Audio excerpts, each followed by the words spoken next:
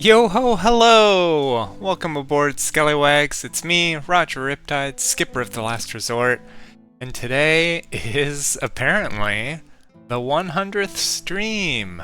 Can you believe it? I sure can. I mean, 100's a pretty big number to comprehend, but we have been going for about 7 months now, so it does feel like it's been a bit. And we're still going, still having a good chill time. Thanks to all the Skellywags who watch, whether you're just dropping in from Twitch, checking out a new streamer, or if you're watching the VODs on YouTube, or if you're a regular viewer. I appreciate you all. So, thank you for coming along on my voyage, being a part of my crew, no matter what your role. Alright, well, sappiness over. Let's get into the game today, because I'm pretty excited for it. It's called Citizen Sleeper, came out last year, and I've heard pretty good things about it. I do love a good sci-fi setting, and this is kind of both like a space sci-fi, but also very cyberpunky. Narrative, small game, so I can't wait to dive into it. So let's not wait, let's get right there. Okay, let me just get the audio fixed.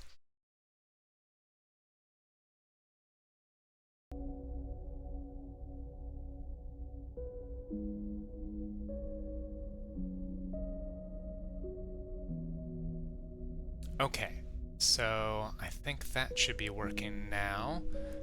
Pretty cool music already. New game, please. Okay. Character class. Ooh, choices before we even begin. Let's do it.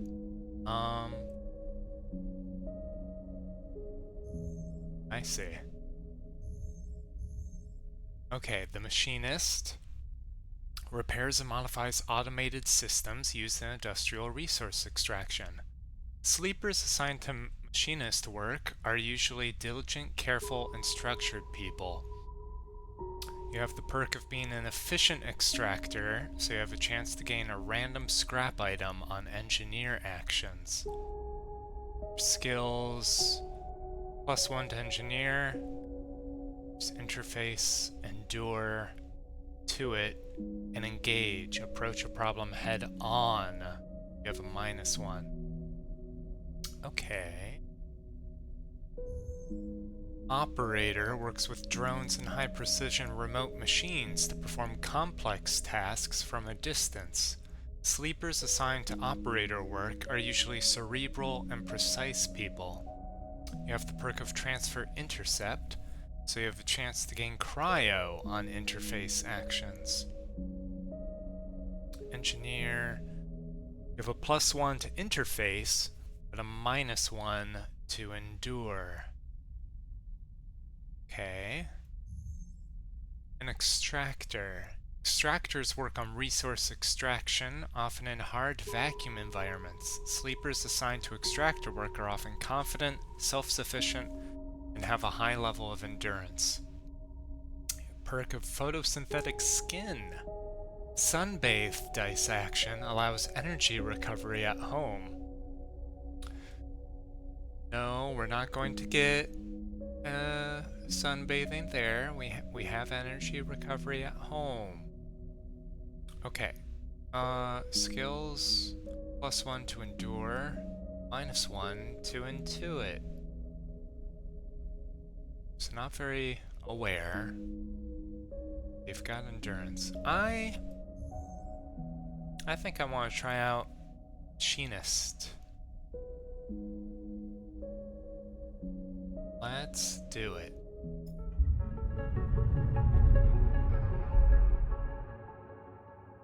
Know if the volume's too loud. Wasn't able to go into the options before the game started, but we can adjust later if it's not perfect.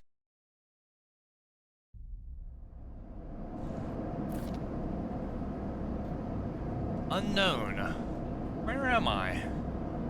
The first thing I become aware of on waking is the disconnect.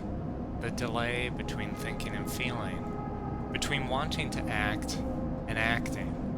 Minor. Almost imperceptible. But always present. It's at its worst when waking, when yourself has spent many dark hours recalling what it felt like to be real, to be a person, to be in a body that was indisputably yours. Do I think of that body? Or do I forget that body? Well, it sounds like that body is pretty far in my past. I'm gonna forget that body. I've got work to do. You resist nostalgia. It is pointless, especially now. This is the moment to reach out, not crawl inwards. This is your moment of escape, even if it feels immediately like you traded one prison for another. Smaller, colder, lifeless. Reach out. You almost laugh, or you would if there was room or even air to do so. The walls of the container are immediately present. Cold, hard, at your back and face, cramping your limbs. You resist the desire to stretch, knowing that the claustrophobia comes next, and retreat a little from your central nervous system. It isn't painful. Not like you used to know pain, at least. In emergency mode, pain is a message delivered with efficiency and ease, a reminder that harm is imminent. There is no insistent throb, no trembling nerves, just a warning delivered with the banal quality of a digital notification. Right now, there are thousands of them. Remember the plan, or remember the others. I don't know what others. I'm gonna focus on the plan. Focus on what I need to do.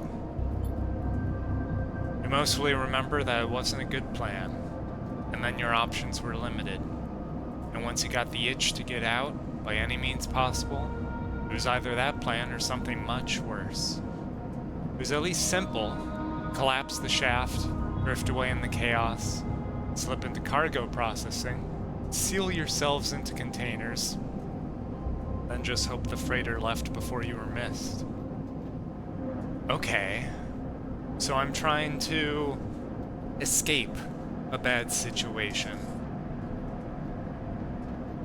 Possible if I'm some sort of drone worker trying to escape an eternity of slavery, trying to collapse like a mining shaft or a worker's shaft,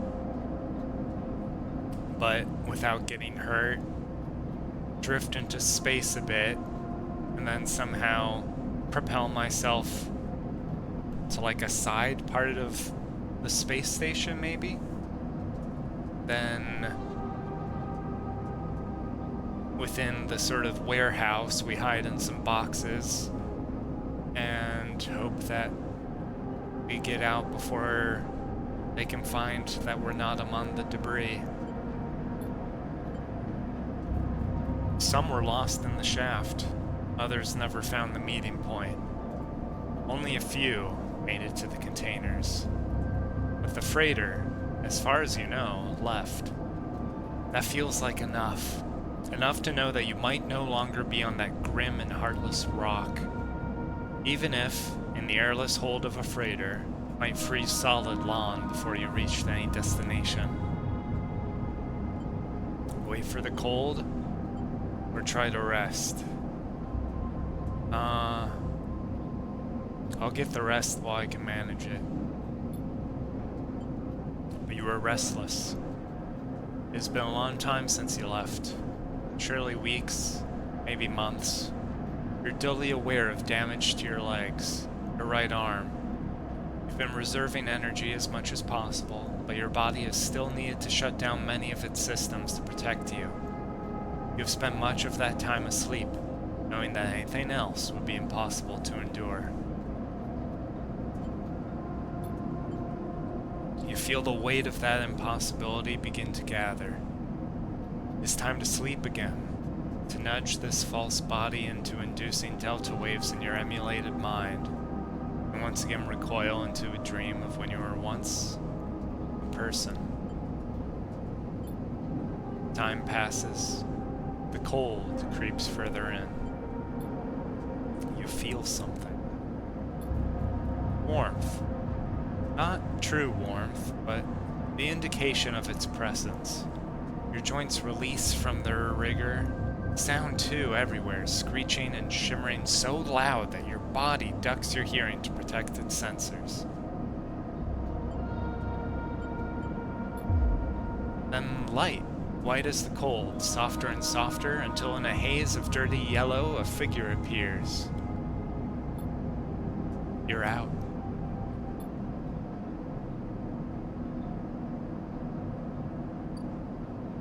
Dragos. Pragmatic salvager. Okay.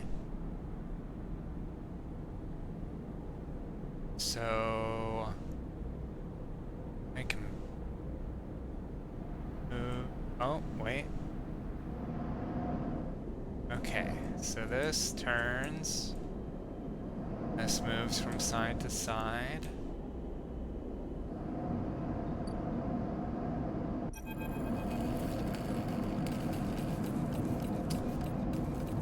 It's been a few hours since Dragos pulled you from the container. You sit huddled in a corner of his scrapyard, swaddled in the reflective folds of a mylar blanket. You're slowly coming back to consciousness, back to life, and you stare at the ornately curving element of an improvised heater. You're surrounded by angular, incoherent lumps of ships, some corroded beyond recognition, others still carrying glassy wounds along their edges where a plasma arc sliced them apart. As you trace their shapes with fogged eyes, you hear a voice. "So, sleeper, you all thawed yet?" Almost, I think. "Never seen one of you come in like this. New frames must have better perseverance in the sub-zero vac. Seen more than a few of you frozen solid to hull plates or inside outer locks in my time. They weren't so lucky." Dragos comes into focus, shrouded in makeshift tech. His headset with its glinting eyes, the mark of a drone operator. On his shoulder, one of his symbiotically linked drones perches, its irising eye locking you with an unflinching stare. "Last living sleeper that came through this yard was a while ago. They didn't last long." You struggle to read his expression beneath the tech, but he seems lost in memory for a moment. Or perhaps he's just figuring out what to do with you.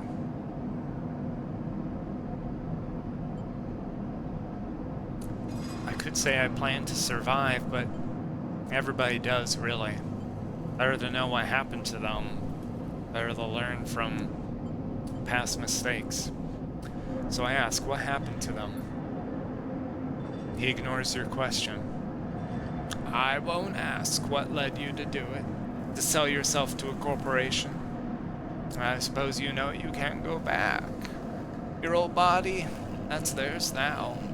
And you are just software.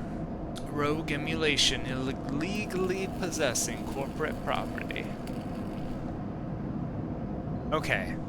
So I was a person once, and I sold my flesh and blood meat body to a corporation, and they leased me a cyborg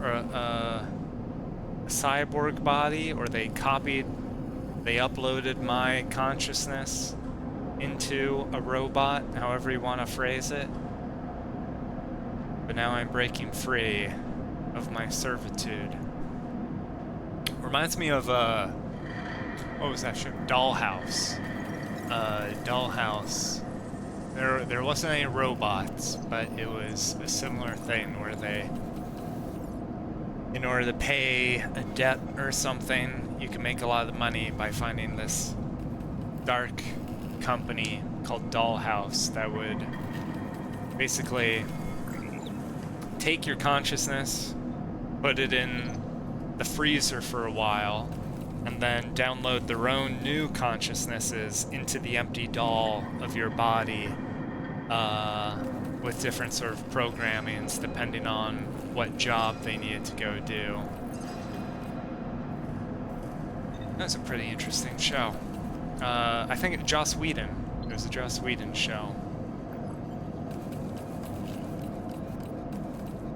You nod along. You remember biometrically signing the forms. The cold floor on your feet. There's a lot of cold surfaces in this world, but that's space for you. As you padded to the sleeper cells. The promise of a life off-world. But as you do, you get the now familiar sensation that these aren't your memories. These are things you know, but not things you feel. You're no longer that person. You're an offshoot. A copy. What you won't know is what's ahead. At least the last one didn't. There's no easy way to put it. That body of yours is falling apart. It's the same for any sleeper who makes it out. SNRP wants to protect their property. But if they can't keep a hold of you, well then no one can. You remember that too. Or at least rumors of it from the other sleepers. Planned obsolescence. A built-in dependence on the regularly administered supplements that were part of your routine. Stop taking them, and your body begins to shut down, separate from your emulated mind. How long has it been? How long do you have? But for now, sleeper, you're one of the lucky ones. Dragos glances up and away towards the glassy dome of the yard. The eye is the best place you could be right now. The eye? The station! You'll see soon enough. Dragos impatiently shifts his weight. Look, I've got things to be getting on with. He trails off. There's an old freight container I've been using as storage out in the stacks. We haven't been pulling in much valuable scrap these days, so you're welcome to it. Something wells up inside of you. Emotion, fatigue. You shakily get to your feet. And you nod. Alright, you head on up there. You look like you need some rest. And with that, Drago stalks back into the Rex, his drones already converging on a rusting hulk. Plasma flashes silhouetting his spindly figure as he returns to work. Tutorial Introduction. Welcome to Erlin's Eye. Life on the Eye runs in cycles, during which you can talk to characters, explore areas of the station, and perform actions. At the end of each cycle, you need to head to your current home to rest. Resting will move time forward on the station. Head to the empty container location to rest and end the cycle now. Select locations by clicking on their icon. We've got our empty container. Your home, for now.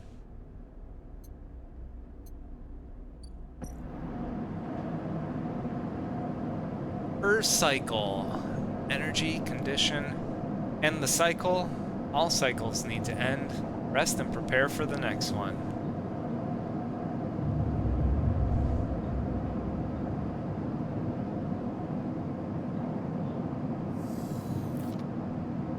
You wake curled up in the corner of the container and begin slowly assembling the world around you. After all this time, you still find this body, the one you wake in now, strange and disjointed. Its message is readable, but somehow wrong. You sit up, pulling the mylar blanket close against the cold. Here you are, on this ruined station, millions of miles from anyone you know. Are you still in the system? Did any of the others make it out? It's impossible to know. After all this, What matters? Escape, getting answers, or building a life?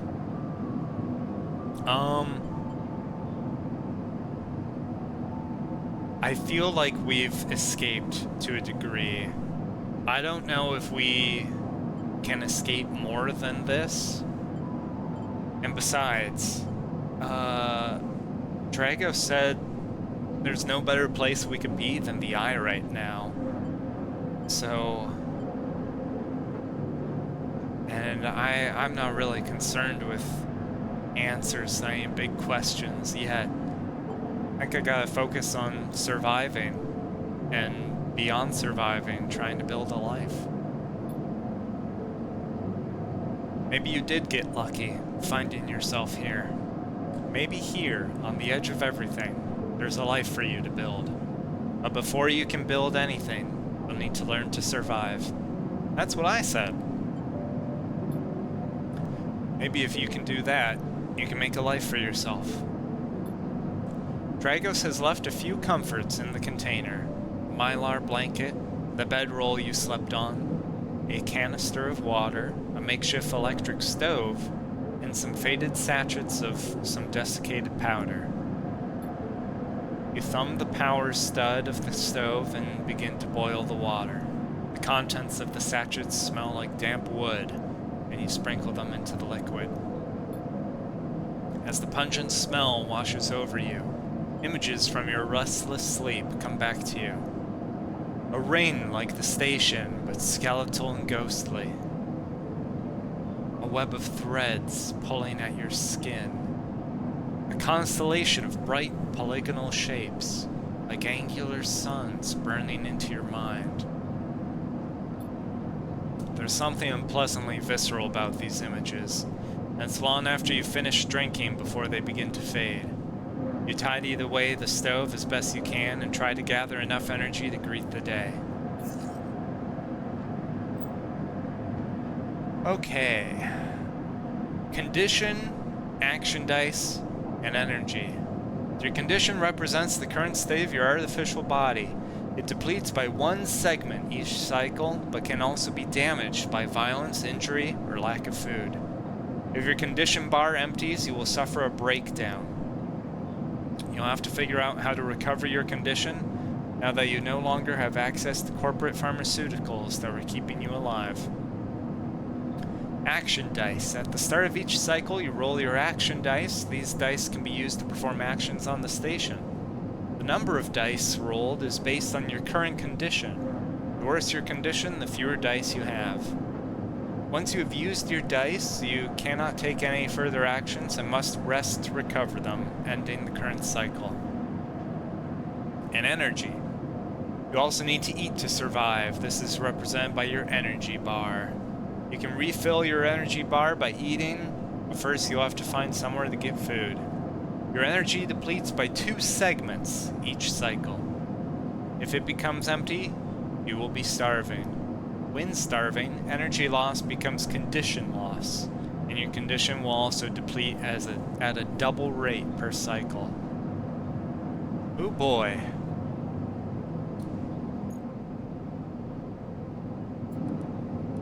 Okay. I'm guessing this is what we rolled. Did we roll a 3, a 5, a 1, and a 6?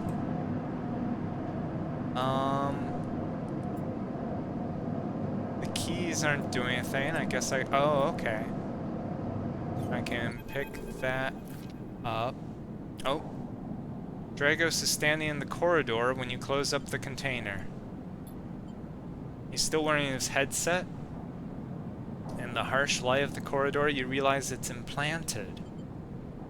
A drone sits on his shoulder, its cache of sensor eyes rapidly irising. How are you feeling? Not good. Well, I don't know. Having 4 action dice is more than I expected, I suppose, after reading how I'm doing. I'm gonna say not good. The drone chirps, and Dragos nods. You notice that beneath the operator's rig, his skin is marked by burns and blotches. I know the container isn't much, but it'll keep you safe. He pauses. So, I'm not going to chit-chat too long. You well enough to work? Sure. I will take what work I can get, Dragos. Thank you. Alright then. He nods. At the yard, it's simple stuff. We hack these old holes down, sell them off to the shipyards or the bright market dealers for cryo. Occasionally we pull out some tech, something with a bit more value, but most of what comes in is scrap. It's hard to find good hands here, but I figure as a sleeper you'll be used to manual labor, and obviously I'll slip you a few chits of commission based on what you turn up. Got it. He shuffles his feet nervously. Look, I wouldn't usually do this. In my opinion, you'd be best suited moving on as quick as you can, and sleepers, well... He trails off. But things being the way they are for me at the yard, I need the help. I think it's a little rude to pry so soon. I'm happy to help, given how he's helped me so far. Okay. He pauses, thinking of something else to add. Look, just come down to the yard when you are feeling fresher. There's plenty to do. Will do. He nods distractedly and turns and walks away, the drone hopping along ahead of him. See you later. He calls back. Looks like it's time to get to work. Okay. Here we are. We've got Dragos' yard and the empty container. We can view our character. We have a chance to gain random scrap on engineer. 1 upgrade point, 2 upgrade points.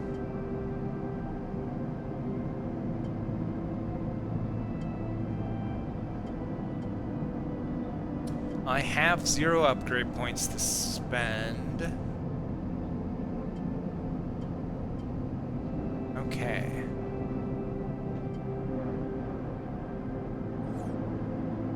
So those are skills. Engineer, interface, chance to gain cryo, energy recovery. Dice actions display potential positive and negative outcomes. Oh, interesting. Alright, is there anything else? Oh, the low-end gate. Passage into low-end.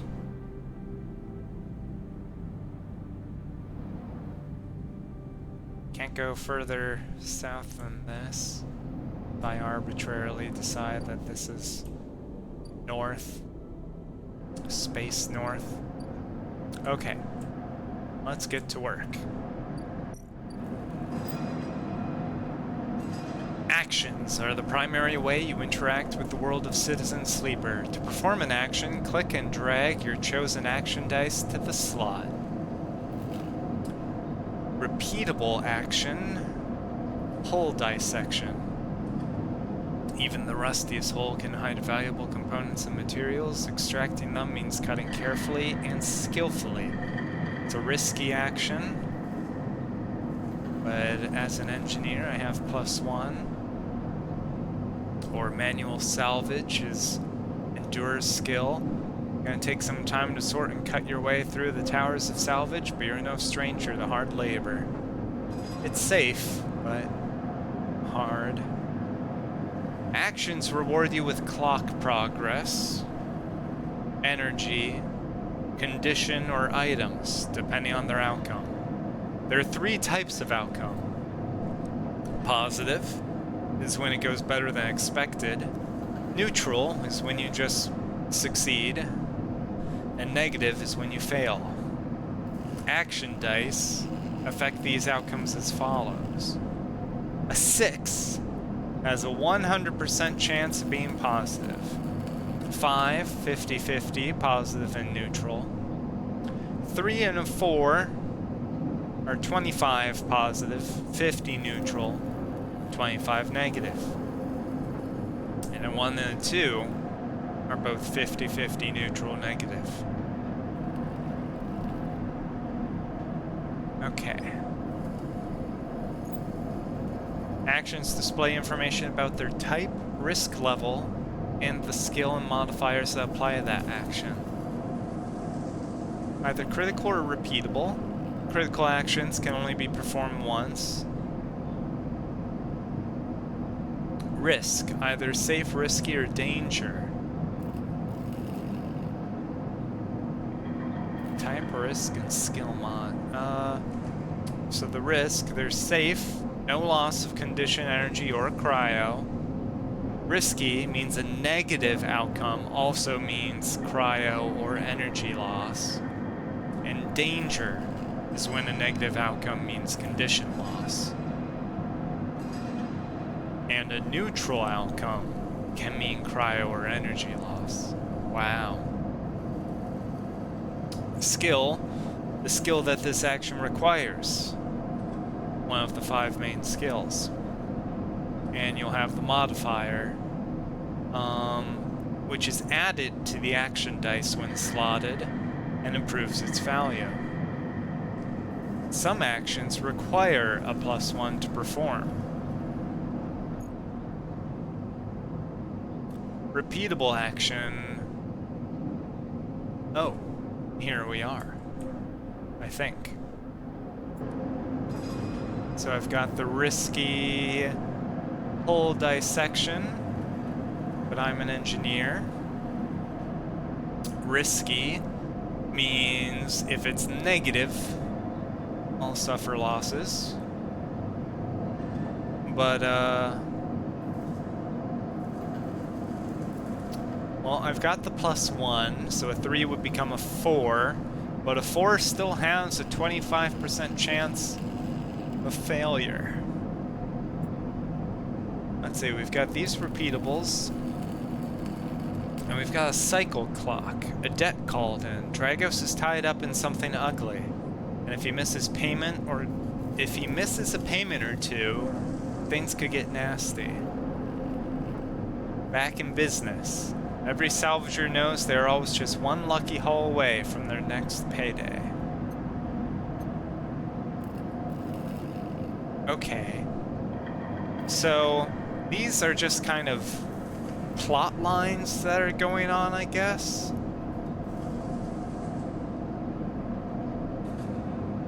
And as we complete actions, we fill up the bar, I guess, and we want to fill it up well or before that fills up.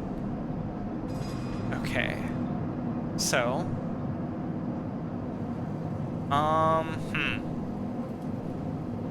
well, this is safe, so I imagine it's better to use my low die on the safe thing and my high die on the risky thing.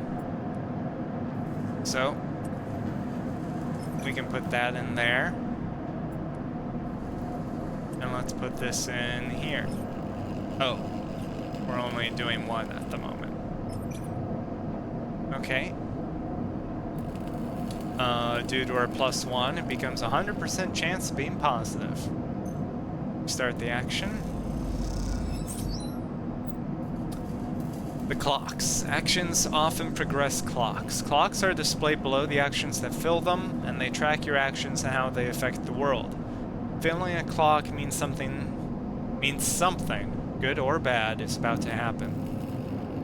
Some clocks, such as the one tracking Dragos' debt, are cycle clocks. These clocks tick themselves once each cycle and can complete without player input. Any active cycle clocks will be displayed on the icon for that location. Okay.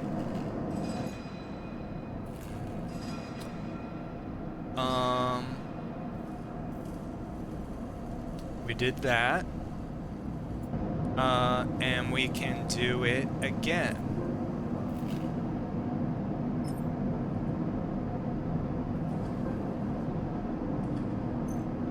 Let's do as many engineer actions we can do because we get a chance to get random scrap. In Citizen Sleeper, you will unlock drives as you discover more about yourself and the world. Drives guide you in pursuing specific objectives, depending on which path you wish to take. You can track drives, and any tracked drive will place a yellow marker on locations that will help you pursue your goal. Okay. Access your drive menu via the arrow button at the top left. I see, so it's not like a computer drive, it's like a person's drive. You are now free to explore Erland's Eye and make a life for yourself here. Try tracking a drive to help you survive. Look for food to keep your energy up and a way to recover condition. Fill clocks to progress stories and find new opportunities. Remember to end the cycle at home when you're out of dice. Use the mouse wheel or W and S to scroll on the station. Rotate the view with A and D. Good luck.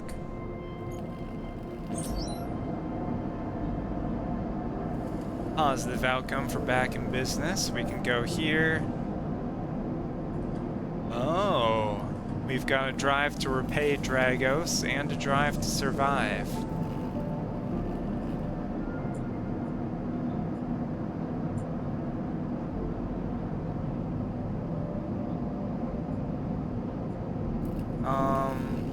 Help pay off Dragos' debt.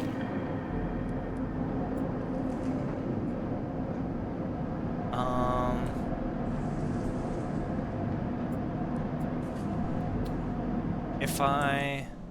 Oh, okay, that's the menu. Scene text size, scroll speed, music level, and sound effects. Let's put it down to a 4. Okay. Or, well, I do like the music being... I like the music, but the working sounds, the white noise could be a little lower. Okay. Resume.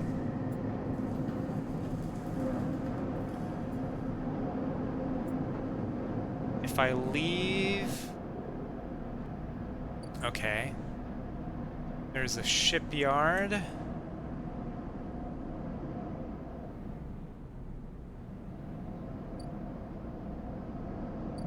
My container.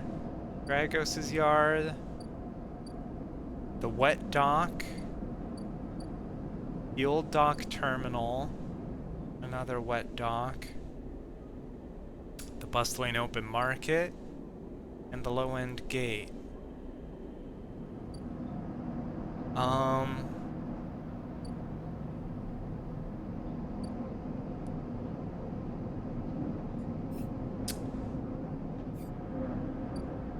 Okay, it said...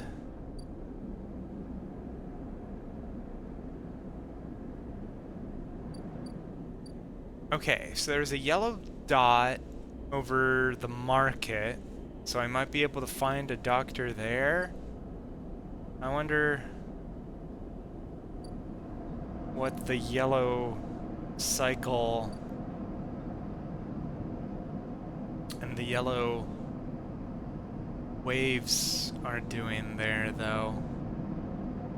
But do I want to check that out right away? Or do I want to do some salvage to get back in business? Let's finish some salvage. Okay.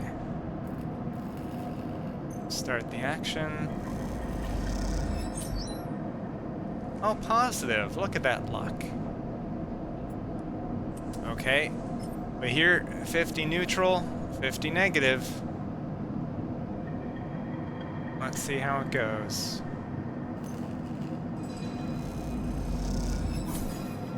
Neutral. Oh, and neutral only gets us 1. Okay. We've got some cryo now, and I got the 1 scrap, but I'm out of action dice. Out of action dice, but we could look at the market. Okay. So at the market, there's critical action, meaning you only do it once, and it requires engage, which I'm bad at, and it's dangerous. So definitely wouldn't have wanted to use my 3 or 1 on it. Why wander when there are hundreds of people that live and work within the bright market? All you need is the courage to approach them. Yeah, a sleeper on the run. Surely nothing can go wrong there. Otherwise, I just explore the market and try and find what I'm looking for. It's risky. Local knowledge. Okay.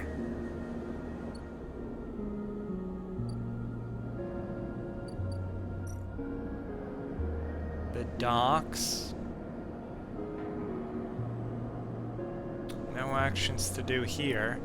Take several cycles to reach the starward belt and return loaded with scrap from the old wrecks.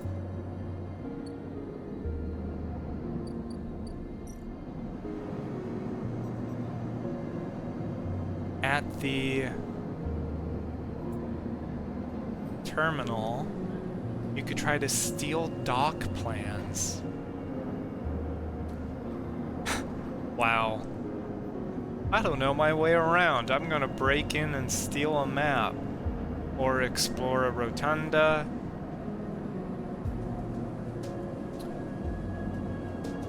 There's security. Keeping an eye on new arrivals. Huh. Okay.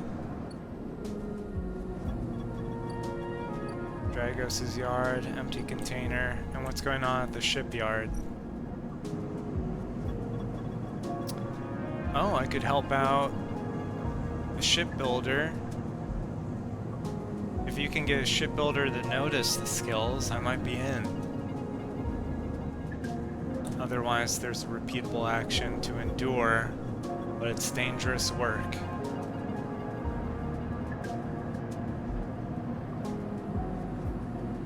Okay.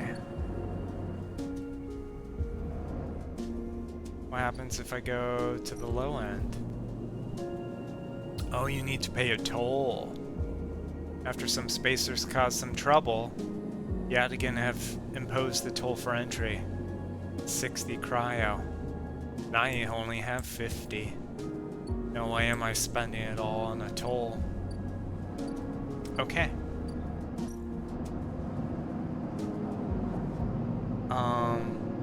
We end the cycle.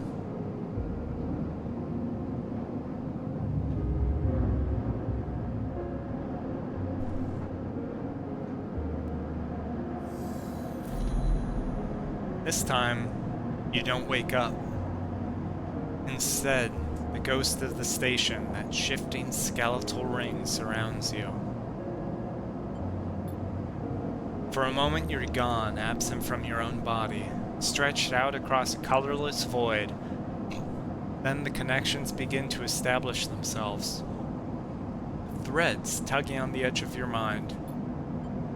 These threads become vectors of exchange, and then extensions, as you feel your thoughts slipping away down them, dissolving into the millions of distributed nodes they connect to.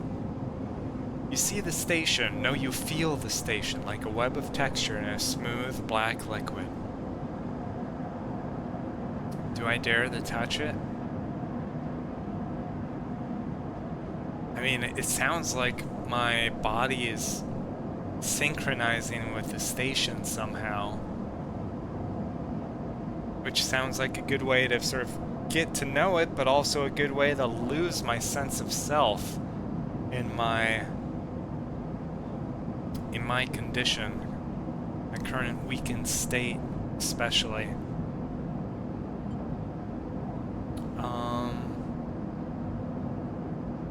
But I'm curious. I touch it. You find a point in the station, you connect to it, pulse through it, follow loops and paths under and around it. You touch more points than you have fingers, and then you try, in a moment of impulsiveness, to connect them. The flow passes through you so rapidly that you feel yourself being carried with it, splitting and separating, eddying and gathering. As you do, things occur to you, things that you can't possibly know. You reach out, try to grasp them, try to touch them too. You notice the tugging feeling pulling at you insistently as if it were a small child. Somehow it is pulling in two directions at once. You look down. All of a sudden, everything shuts off. You come trembling back into this unfamiliar body. Both yours and not yours all at once. You find yourself standing in the container, eyes now open to the dark steel walls. You feel a change within you, a shift. Close your eyes for a second, and you feel it waiting there. The station splayed out across your mind, a storm of connective nodes waiting to be explored. And then it is gone.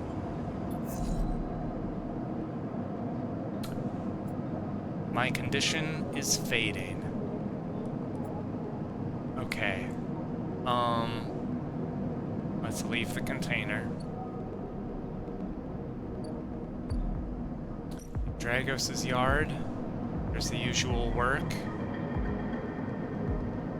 Got another week before the debt is called in.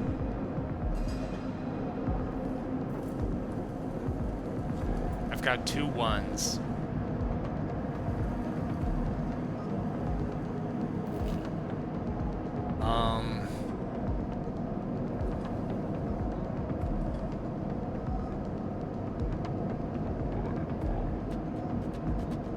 I'm gonna use one of them for the safe work.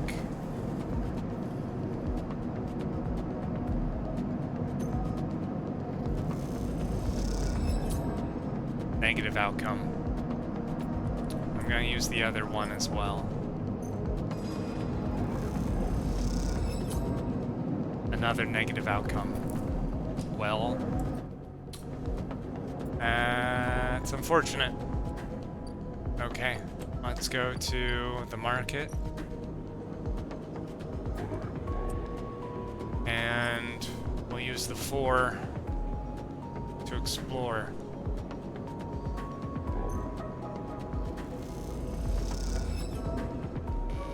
Negative outcome.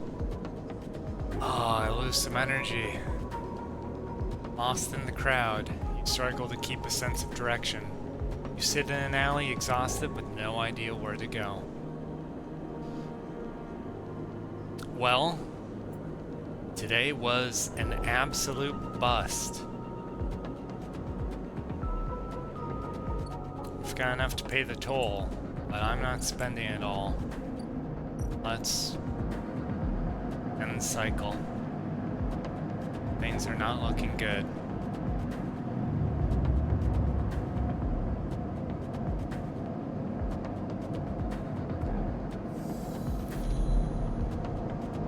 Again, the skeletal rain of the station fills your mind. It sparkles with glittering lights like stars reflected in a winter lake. It is clearer, crisper than before. The threads still pull, but you remain in place, flickering in the flow. Between the threads, you see bright shapes, caches of shimmering light beneath transparent crystal forms. You follow the path of a thread across the ring through these forms, then leap off into the void. You begin to understand. These are nodes and connections, a map of information, of communication. There's so many layers, so many loops that it seems almost impossible to parse. But you begin to try. I'm going to focus on the nodes. nodes are glassy, bright, but in all this flow, the only solid and fixed points. To approach one, a pyramid or a triangle, dimensions are difficult here, and lean close to it. Inside, shifting layers conceal a tangle of threads, a meeting point of exchange. But before you can glimpse any further, the glass clouds and hardens, cutting you off. The threads and nodes, passages and puzzle boxes, one leads to another. There's so much here, so many answers, so many questions. All you need to do is follow the paths and open the boxes. Look out across this ghost landscape of exchange and see an opportunity. But then that insistent tugging again, pulling at you. You look down and see two lines. Two threads pointing in different directions, as if they were tied around you.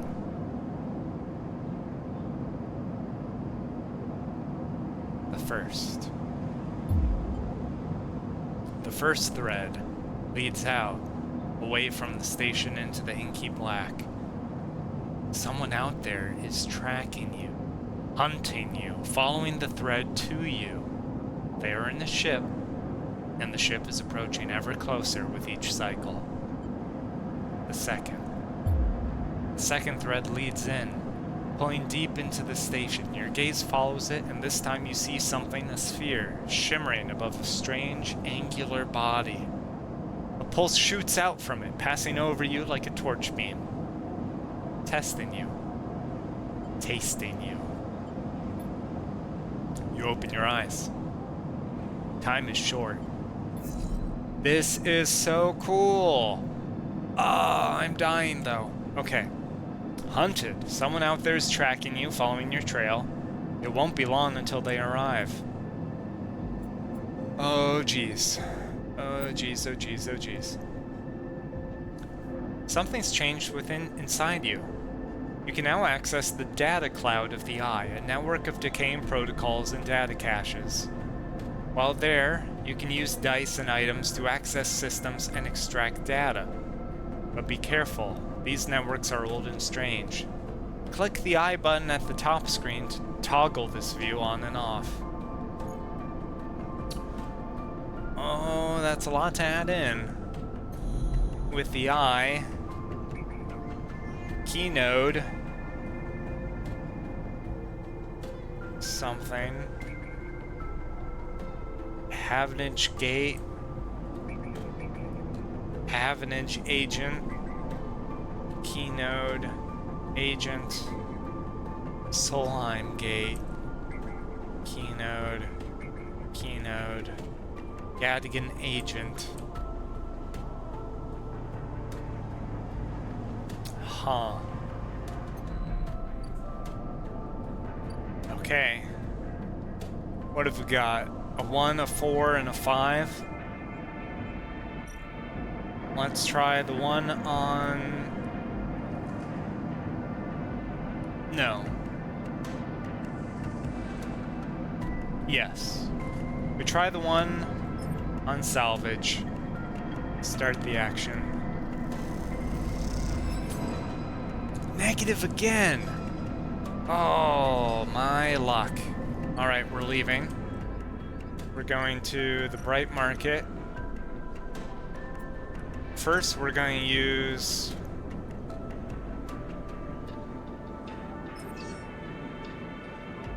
a 4.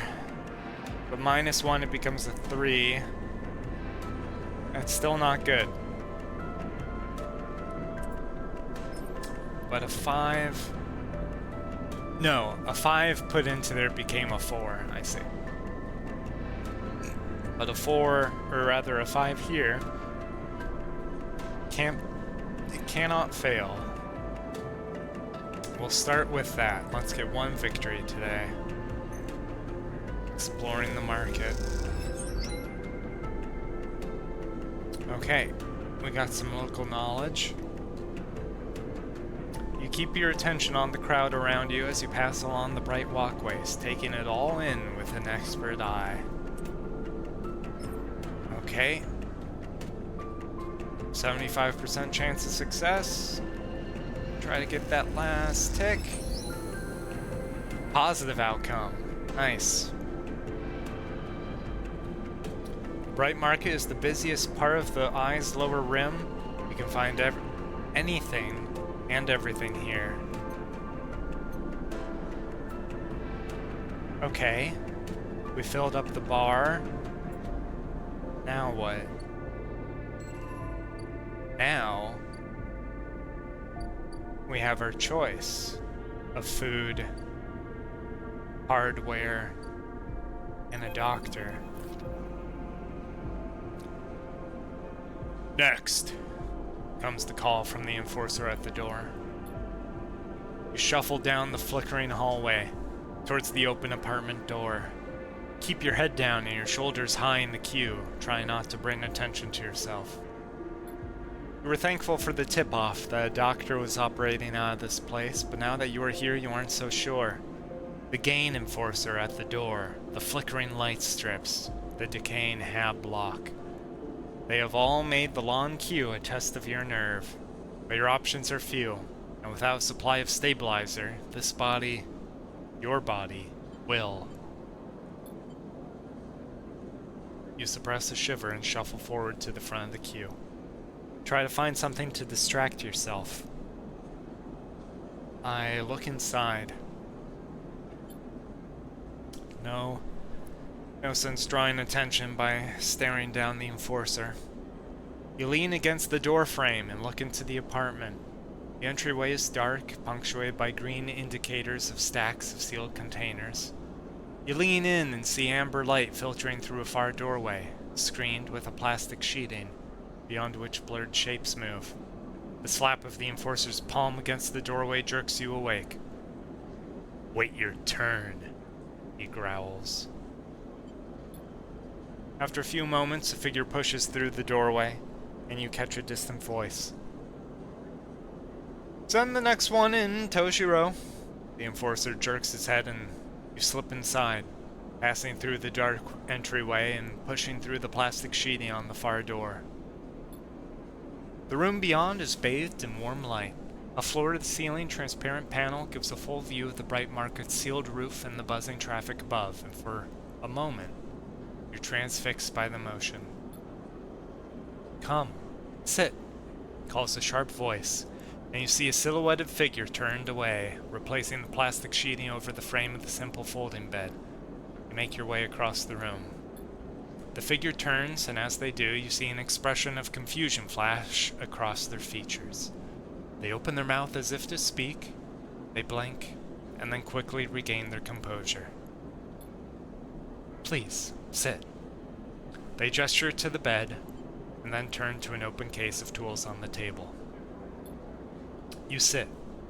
Sabine turns, a compact diagnostic scanner of some kind in their hand. They hold it to their eye. "Remain still, please." Their tone is clipped and businesslike. You stare ahead, still dazed from their expression when you first entered. Fear, recognition, sadness, unmistakably etched across their face. "How long have you been on the station?" they ask, scanner still to their eye. "A few cycles." "No use lying to a doctor." They nod. "It's good you came to me." They set the diagnostic scanner on the table. "I'm going to start by assuming you don't know anything." They take your arm and roll up your sleeve, inspecting your synthetic skin. "Your body is dying." They say it without ceremony, without drama, not without empathy.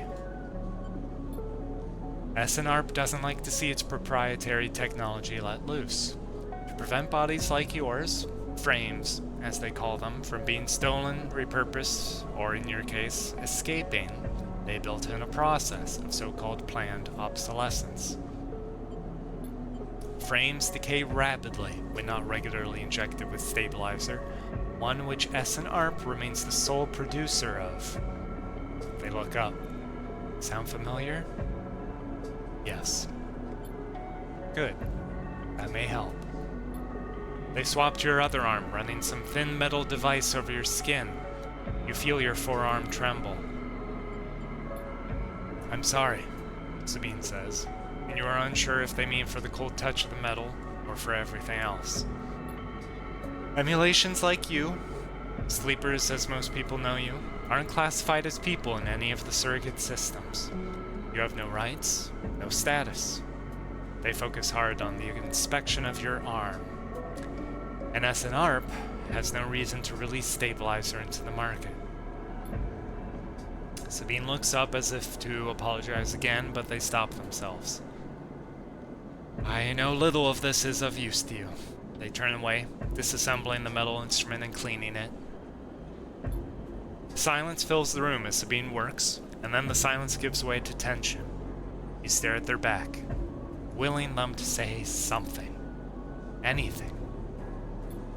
Sabine turns to face you. I may be able to help.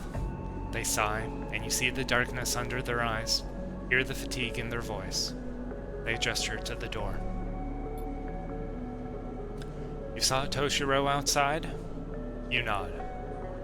He works for my benefactor, Yadigan. They're influential in the low end. They gave me this space to work, run the door, and take the profits.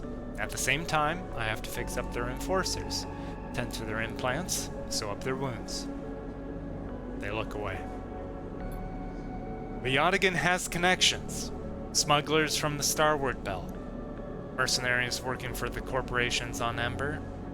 If they can source the stabilizer, maybe you'll have a better chance. Sabine sets down their slate, their notes complete. This is dangerous, and it'll be expensive, but I think we can do it.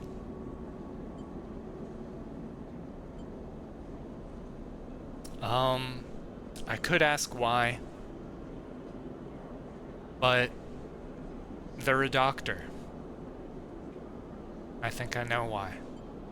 So it's much better to use that time just saying thank you. Sabine walks away to the window, their face dappled by the shadows of passing drones. Let's just see if this works first. I'll let you know when I have a lead. You nod and leave, Sabine still staring out, unmoving. When you reach the lower level of the market, you look back up through the panels of the roof, see if you can see their face, but the room looks dark against the lights of the market. You duck your head and walk off into the crowd. Okay. So now, if we look at Sabine's surgery, there is sourcing the stabilizer. It'll take 3 cycles before I get that.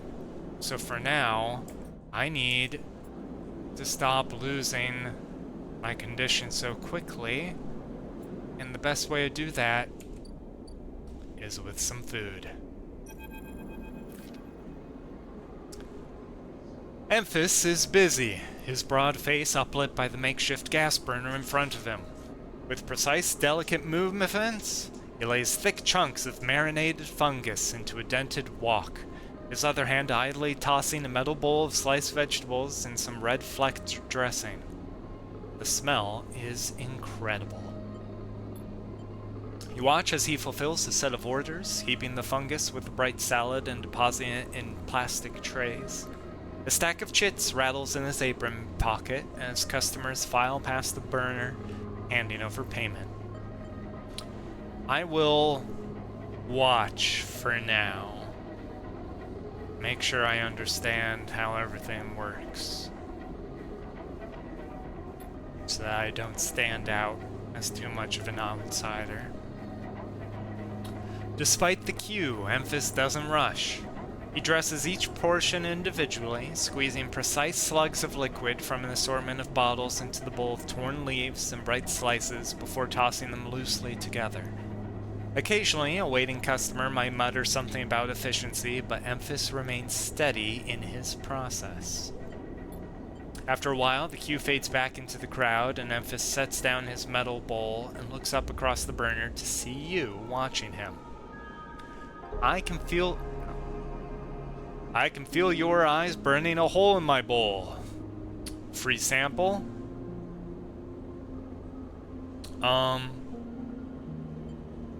Do I take him up on his kindness, or I wonder if I shake my head, can I pay for the food?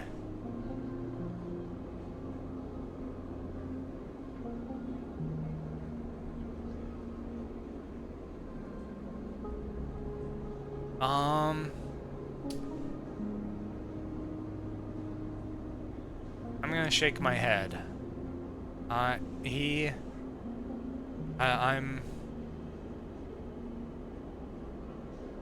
not looking for any more charity than I've already received. I'll try to just pay for some food. Don't be shy. He gestures neatly. Come over. The smell is almost unbearably strong as he cooks, the earthiness of the fungus laced with something so spicy the smoke makes your eyes water. The heat from the burner is like a bonfire, and your skin hardens in its glare. I know you sleepers, Memphis says while he cooks, his voice deep but clear. A hard life, a lot of stories. Glances up from beneath his cap with piercing eyes. I know. Tell him a story. You begin to tell him about your journey to the Eye, and he nods as he cooks, his eyes never leaving his work. You tell him of the confusion, the pain, but also the sense of possibility in its sudden arrival. You tell him of the cold and the dark and the container, and the endless cycle spent within it. Now it seems you tell him like some dream that you once had, but can never forget. You tell him that the Eye excites you and scares you, and you're unsure where to walk, where to look, what to do. Eventually you tail off, running out of words. He places a plastic tray of steaming fungus in your hand. Next time we can talk some more, he smiles. But next time, you pay. He slams a heavy hand against a button on the burner side and it shuts off. The roar of the flame and its impressive heat fades. Next time then, sleeper. He waves you away and begins to oil the walk. Before you turn back to the alley, you notice the geometric patterns of circular scars across his forearms, each surrounded with a constellation of glinting pin marks. Walk away, and as you do, you take a bite of the rich, spicy, delicately sweet fungus. Your taste sensors light up like a fusion reactor. You'll be back.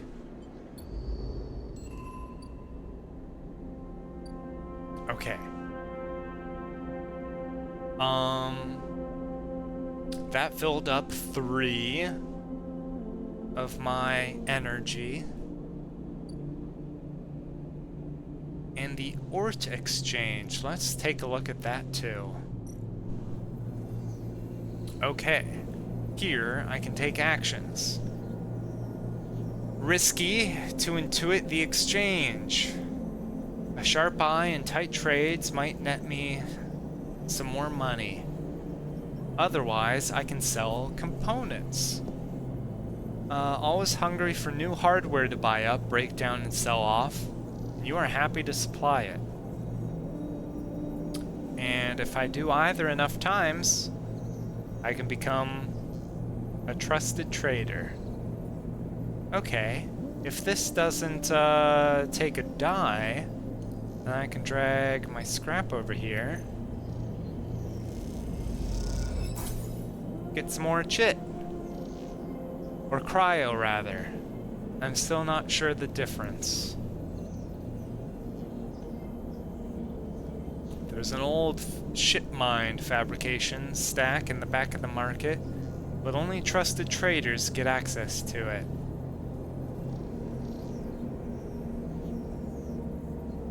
Okay.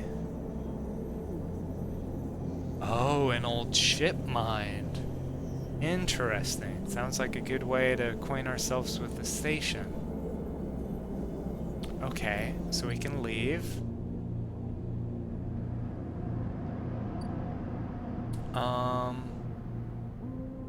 I'll check out... I'll start working at the shipyard once I pay off Dragos's debt. But for now, I think it's time to end the cycle.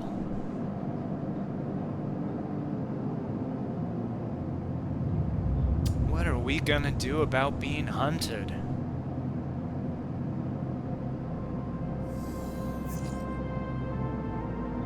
Ooh, our condition is declining. Yikes. Okay.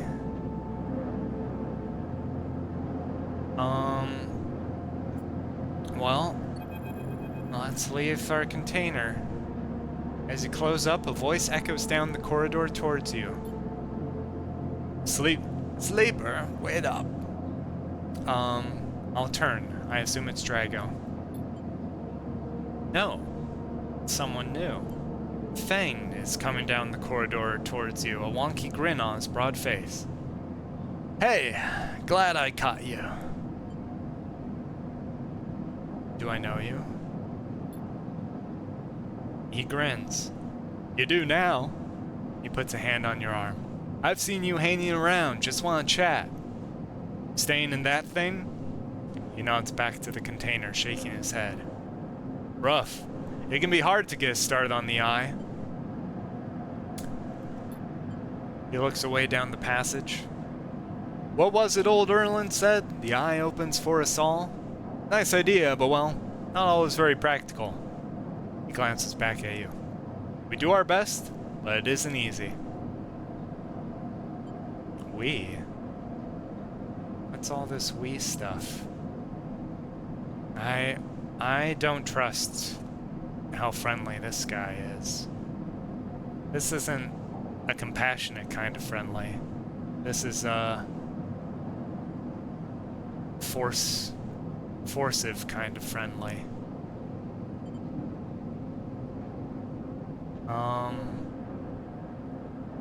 Erland. You pass together into the main walkway. No one's told you about Erland? He's the founder of this place. That's why it bears his name. Havenage should organize some seminars. Not really my department, though. I'm with systems. Well, I think I'm gonna come across as a newbie. No matter which question I ask, I might as well ask about Havenage. Think of us as an administrative association for the Eye. Depending on who you talk to, we either emerged as a response to or a continuation of Andre Erland's original union. He smiles. Personally, I avoid the topic. He stops you in the quiet passage. Look, that's not what I'm here to discuss. I've been seeing some unusual network activity and, well, I know a little about you sleepers. I have a small proposition for you. He glances around, but this is not the place for it. I have an office just across the way. Give me a cycle or two to prepare, then when you're settled, stop by. He lowers his voice and gives you a dark look. In truth, I need you. If what they say is true about you sleepers, well, there's work to be done. He pats you on the back, his voice bright and his dark look suddenly gone. Stay clean, sleeper! He walks off down the passage, raising a hand in farewell.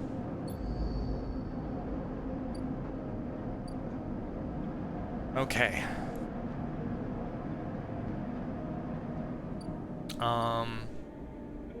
First things first. What do we need to eat? 15 cryo. For emphasis, spiced fungus. I drag my cryo.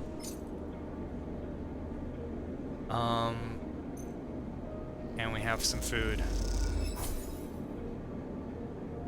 Plus 3 energy. Nice.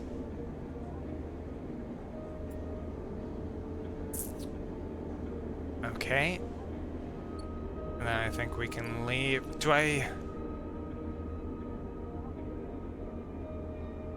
I don't think there's any way to recover my condition until Sabine can help me out. I don't think filling the energy bar works that way, from what I remember. Couple more cycles still. Okay. Let's go. Oh. Something's almost here at the dock.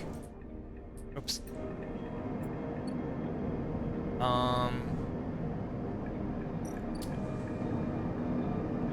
Let's use the one on salvage.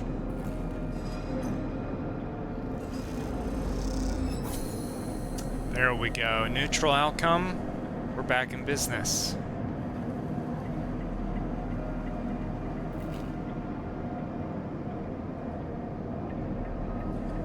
Okay. So now I can't take these actions anymore. And when we leave,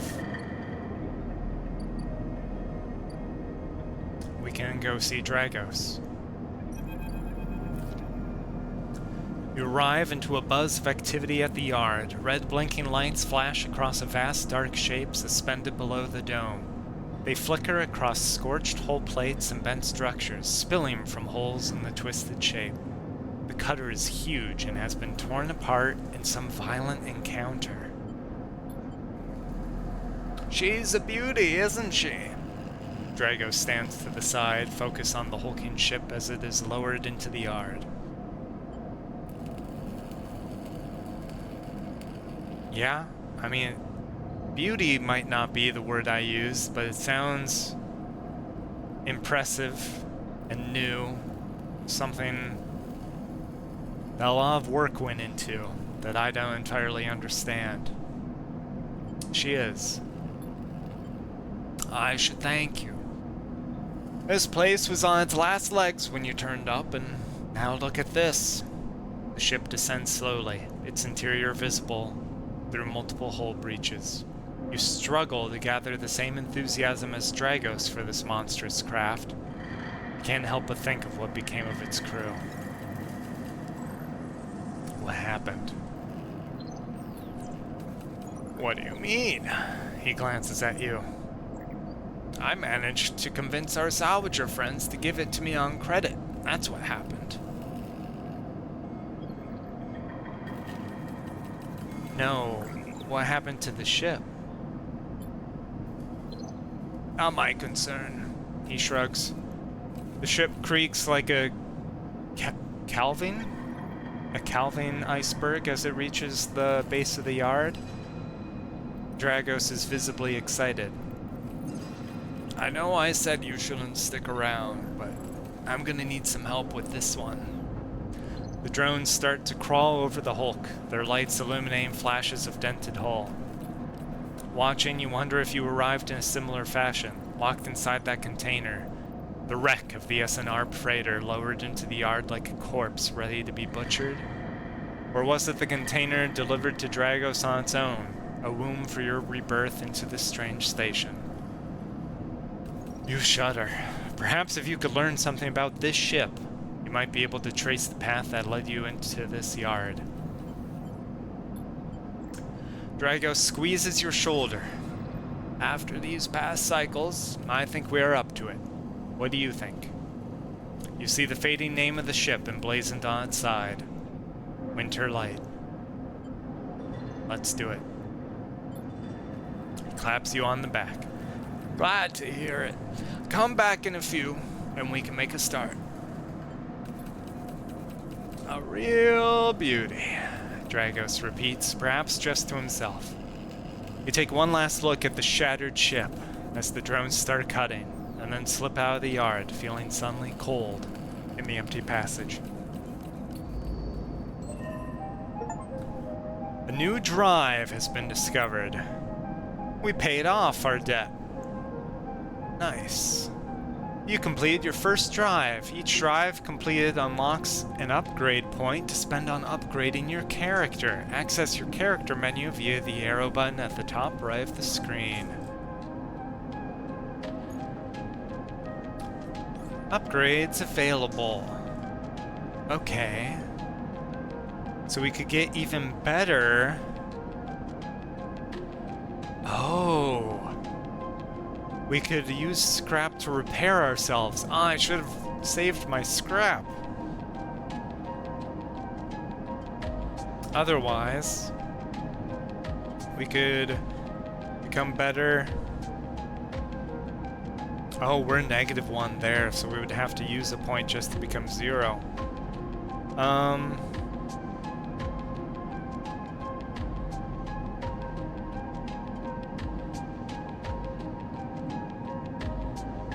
If we have photosynthetic skin, then we don't need food as much. If we have Intuit, we would be better at the market games. Or we could keep going with engineer.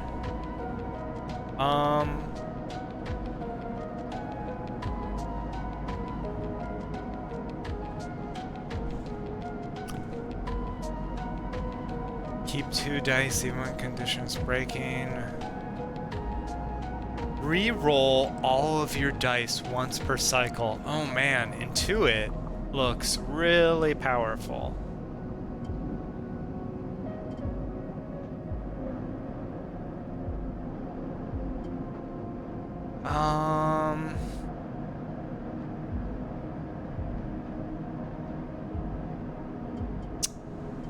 Oh, choices. Let's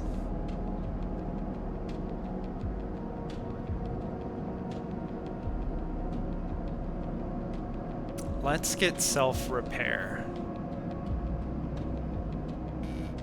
Oh, it costs 2 upgrade points. I would have to save up. Then no. Let's go with Intuit.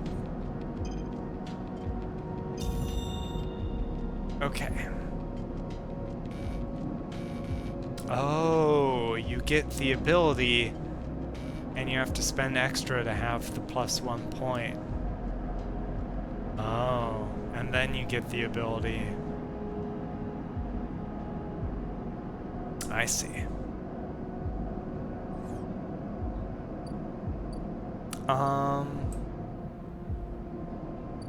If we take a look at the yard,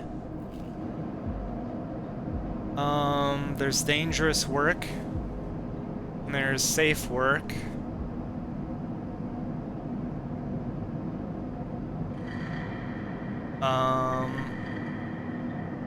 Positive and neutral.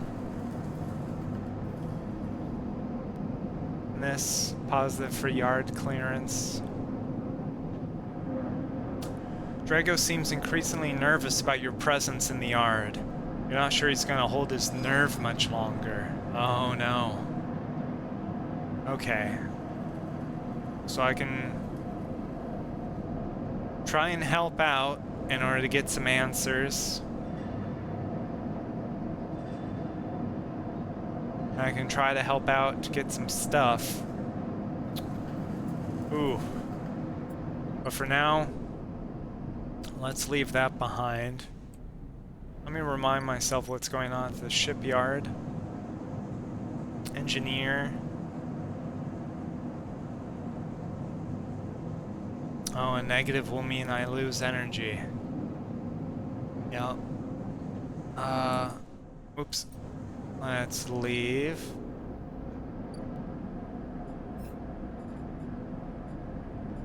Okay, plenty of drives. Build a ship mind. Might be something going on with the dreams I've been having, perhaps? Get to know Emphas. Study the Winterlight and survive. Let's... I already got food today, right? Yeah, I'm full up. So, let's go to the exchange. And let's play the exchange.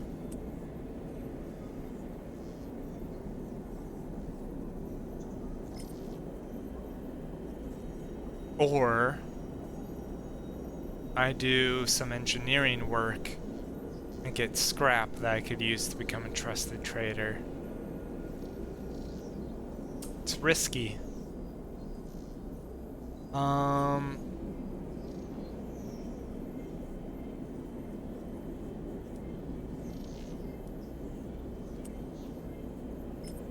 No, let's risk it.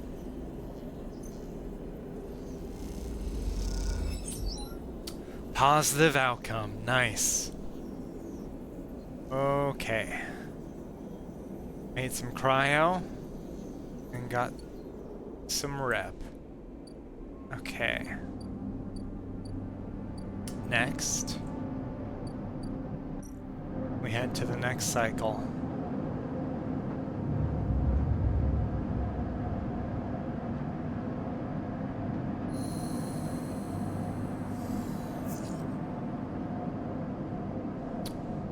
Our condition continues to decline. Oh boy, those are some terrible rolls. Let's see what the day's got for us. Fane is ready for us. First, let's eat up. Spend some cryo on some fungus.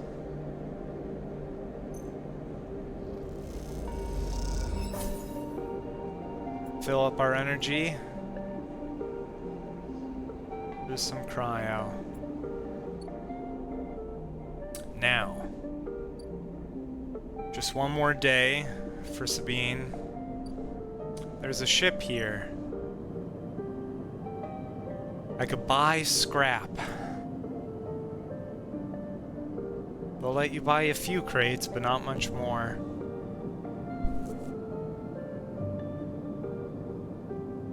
They'll stay docked for 3 days, for 3 cycles. Here, dangerous work. That could...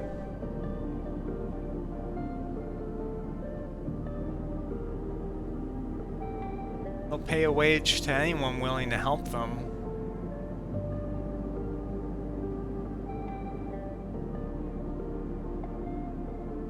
Huh.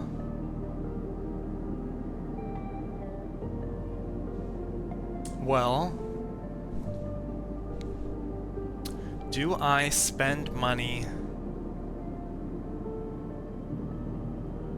to get scrap that I could use? No, I can't use it to recover my condition yet. I didn't take that point.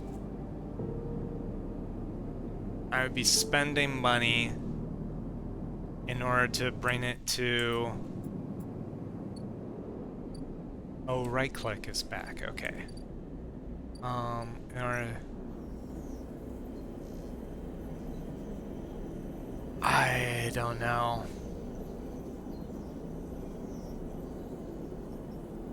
I mean, it's a repeatable action. And it avoids the risk. But I'd be losing more money by buying it than by running the risk here. But here, with negative, you don't get the point.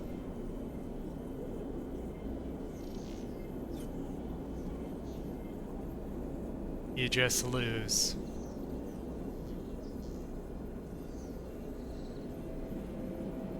Let's check all that's going on. What's up with Fane? Sleeper! Fane catches your attention as you approach the Havenage building, leaning against the bay door to the side of the entrance. You approach. Easier to come in this way, security and all that. He gives you a look. You know. He slams a button and the bay creaks open, blinking lights in the dark behind it. You follow Fane inside. Truth be told, I don't spend much time upstairs. This is where I work. The door hisses as it closes behind you. The bay is filled with pieces of hardware, all rigged up to generators and diagnostic slates and things you don't recognize that glow with blue screen light. There's a chorus of hums that blends into a single wave of static, filling the dark corners of the room. Fane leans on a server stack and gestures around. You like it? What is all this? I mean, I won't call it a mess, but I don't know if it sounds that incredible. So I'm just curious what's going on. He taps a nearby server stack, which bleeps in response. This is my treasure trove, all dredged up from this sea of systems we call the Eye. You wouldn't believe what this place runs on. He steps over to a towering block speckled with vents.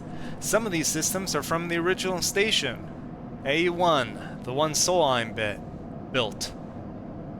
We've had to invent new components, repair things we never built, reverse engineer entire subsystems into existence. Residents here look up the Eye and think they're seeing a concrete reality. But this place is a system in constant flux, decaying and growing, collapsing into new configurations. He walks down between the hardware stacks and you follow. We're keeping this place alive, but also remaking it into something new, dragging it away from those corporate origins. He stops. At least, that's what I'm trying to do. He turns back to face you among the flickering machines humming all around you. I know you can see this too, Sleeper. All these systems and sections. You can, can't you? I can see it. It makes sense, right? You're between here and there, between the people and their systems. You light this place up like a beacon. That's what I need. You glance at the lights around you, and as you do, they seem to flicker, to realign, to follow your gaze. Fane notices it too.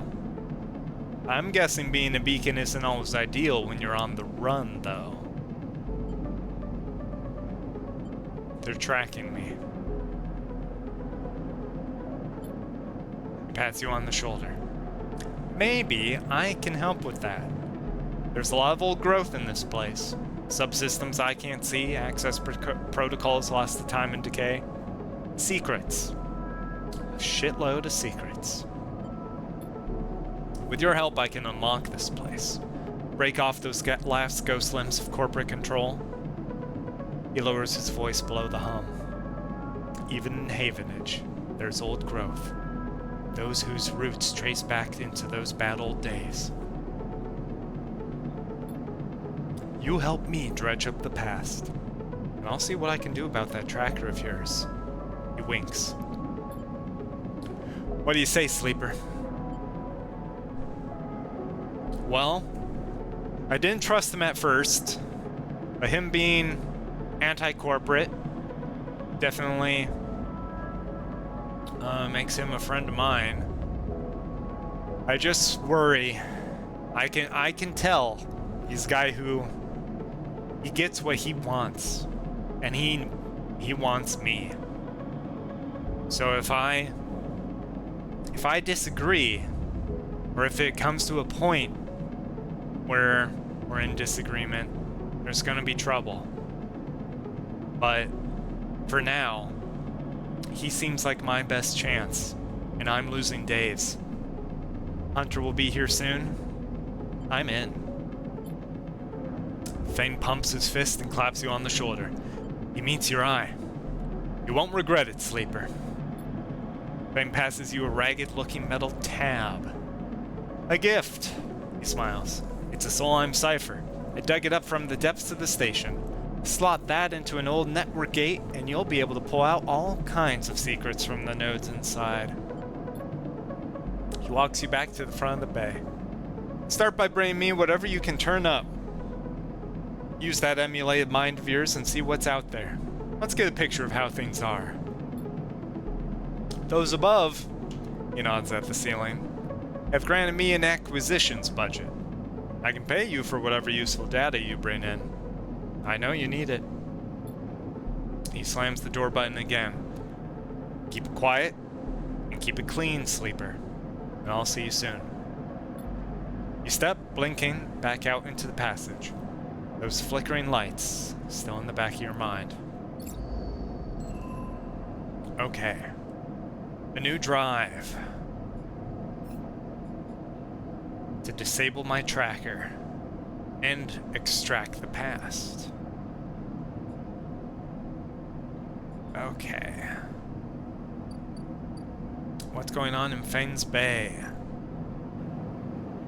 Deliver data. Okay, I need to find data. Oops. If I swap to my view, check out the key nodes, data actions allow you to extract data from the networks of the eye. They work like dice actions, but in order to unlock them, you must match your dice to the one displayed on the right of the action. If you have one or two modifier in the interface skill, you'll be given more possible dice to match. You can use any dice that matches the dice displayed. Once unlocked, the data can be extracted. Okay. Let's... Oh, we needed two. We have a two. That's nice. So that's that key node. An agent also needs a two.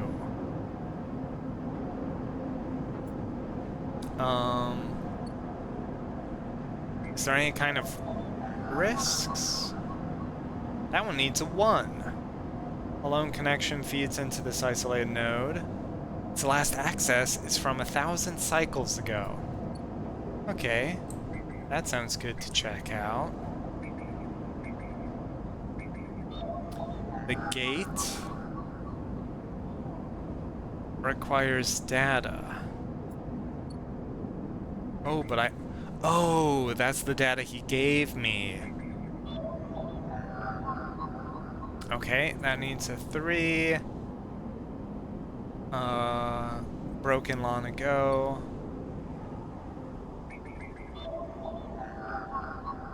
That needs a 1. Mines cryo at a glacial pace. Oh. Interesting. What was the other one?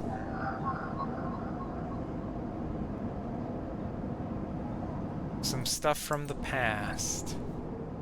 Let's use the data we've got first.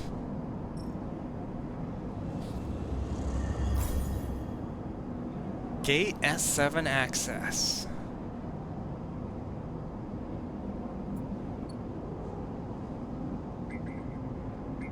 Now there's Solheim nodes. This... Yeah, we'd seen that before. These 3 are new. Corporate records corrupted by a failed system purge. This node is leaking corrupted contractor lists from the early days of the system's palladium rush.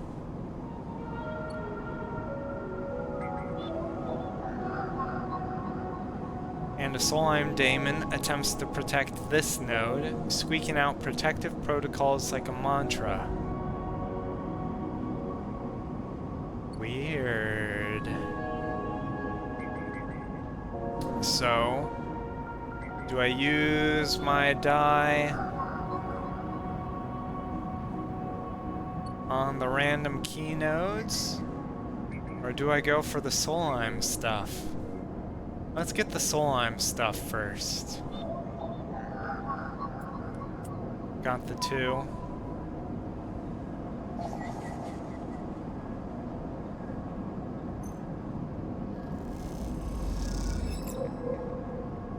Got some more Solheim data.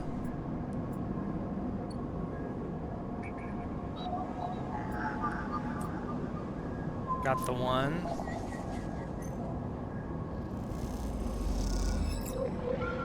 Got more data.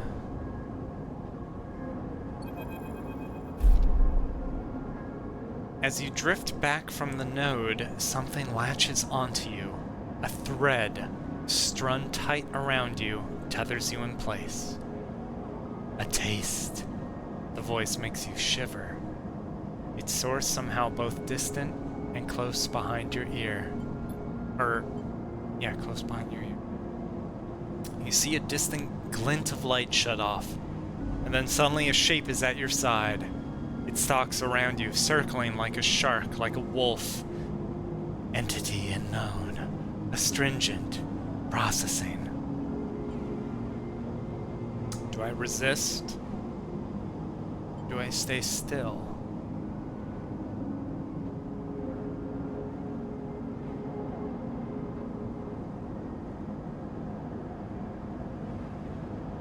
I'm just going to hold still. I don't think fighting the shark is the best idea. Maybe it will leave me alone after it stops circling. Please hold. The thread around you thickens until it is a ring, a cylinder, a tunnel of light circled around you. It is blinding for a moment, and then it is gone. As it fades, you see a figure, a creature in front of you. Its strange head flickers between different angles, reading you. What are you? The shape paces around you on lithe legs, though there is no ground here to pace on. Entity, identify.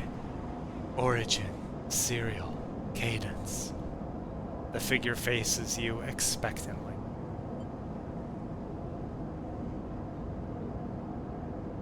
Sleeper, SNR. Unknown, known. The figure's strange head rotates.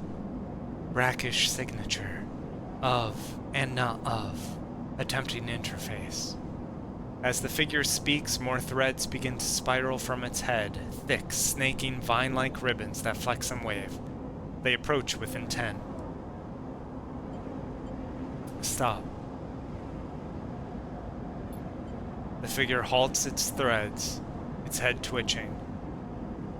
Entity, your identity is unknown. We only seek to correct illegalities. Can you confirm your legal right to sentience?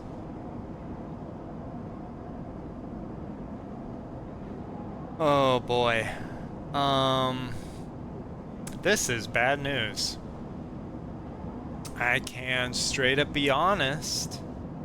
Apparently I don't have a legal right to sentience.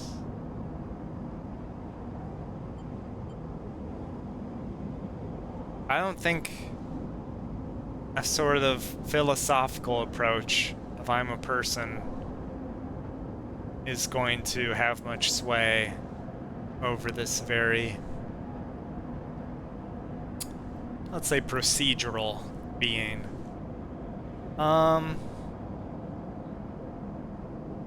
What happens if I say no? Unfortunate. All at once, Hunter's head is directly in front of yours, blocking your vision. You stink of their taste. The one from the sealed dock. Hunter shimmers with fury. I will find access. I will interface. I don't understand. Are they talking about Thane? Is Thane their enemy?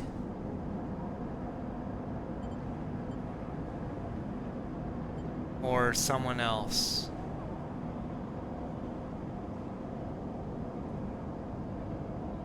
Sealed dock? An entity hides in the rotunda. You are its puppet. Hunter extends a razor-edged thread. I will not be diverted from my task. It glows with murderous intent. I strike. You lash out with all your force. Not a physical strike, but a focusing, a spike of interference leaping out like the tip of a sphere. Hunter stumbles, shifts, separates. I wake up. You open your eyes, blinking back into the station light, shaking with fear.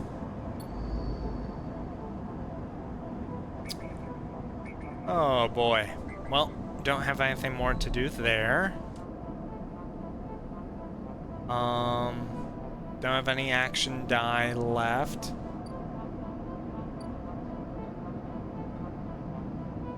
Thane's Bay. the dock in the rotunda. Scrap freighter.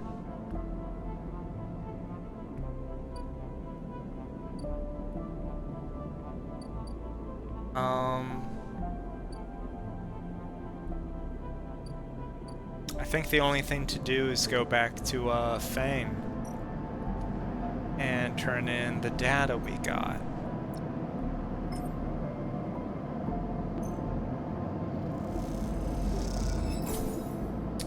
Okay, 15 cryo.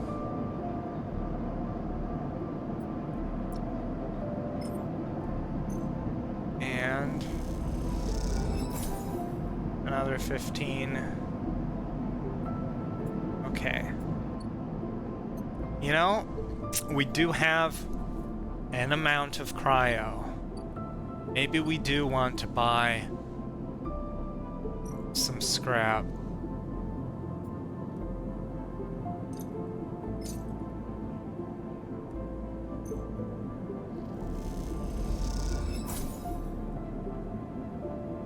Scrap allowance minus 20. And a second one.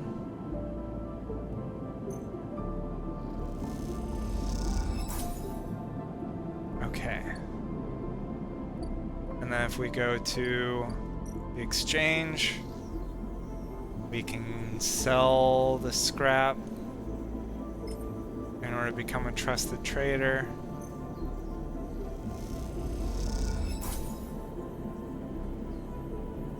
Okay, so we got 12 of it back. Okay, so really we're only spending like 8 cryo. That's right, we get money back.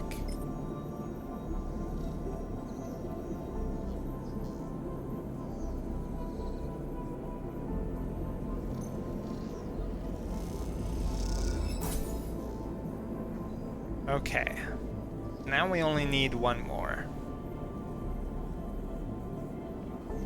And you know, with this being risky, and with us having lots of other things to spend our dice on, I think I want to buy the third scrap as well. So let's go back to the freighter.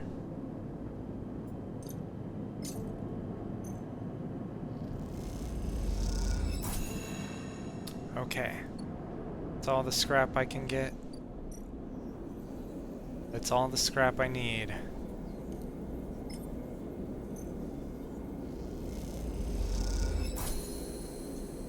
For a trusted trader.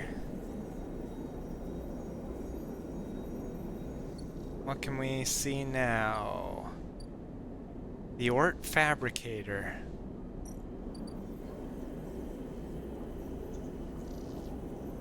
Ship mines cannot be built from scratch, but if you have enough, salvaged fragments can be reassembled with a fabricator. If I input 3 ship mined fragments, I can get a ship mined. Alright, well, I guess I didn't need to rush to do that. Maybe that wasn't the optimal way to do things. But that's what you get playing it blind. Okay, that is all we can do today. Wait, what was... that's fine. Let's end the cycle.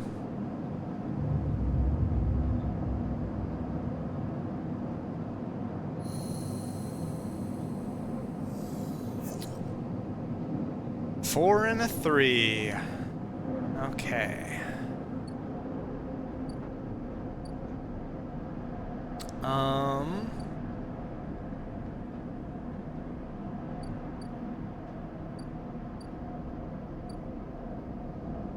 Do I buy lunch?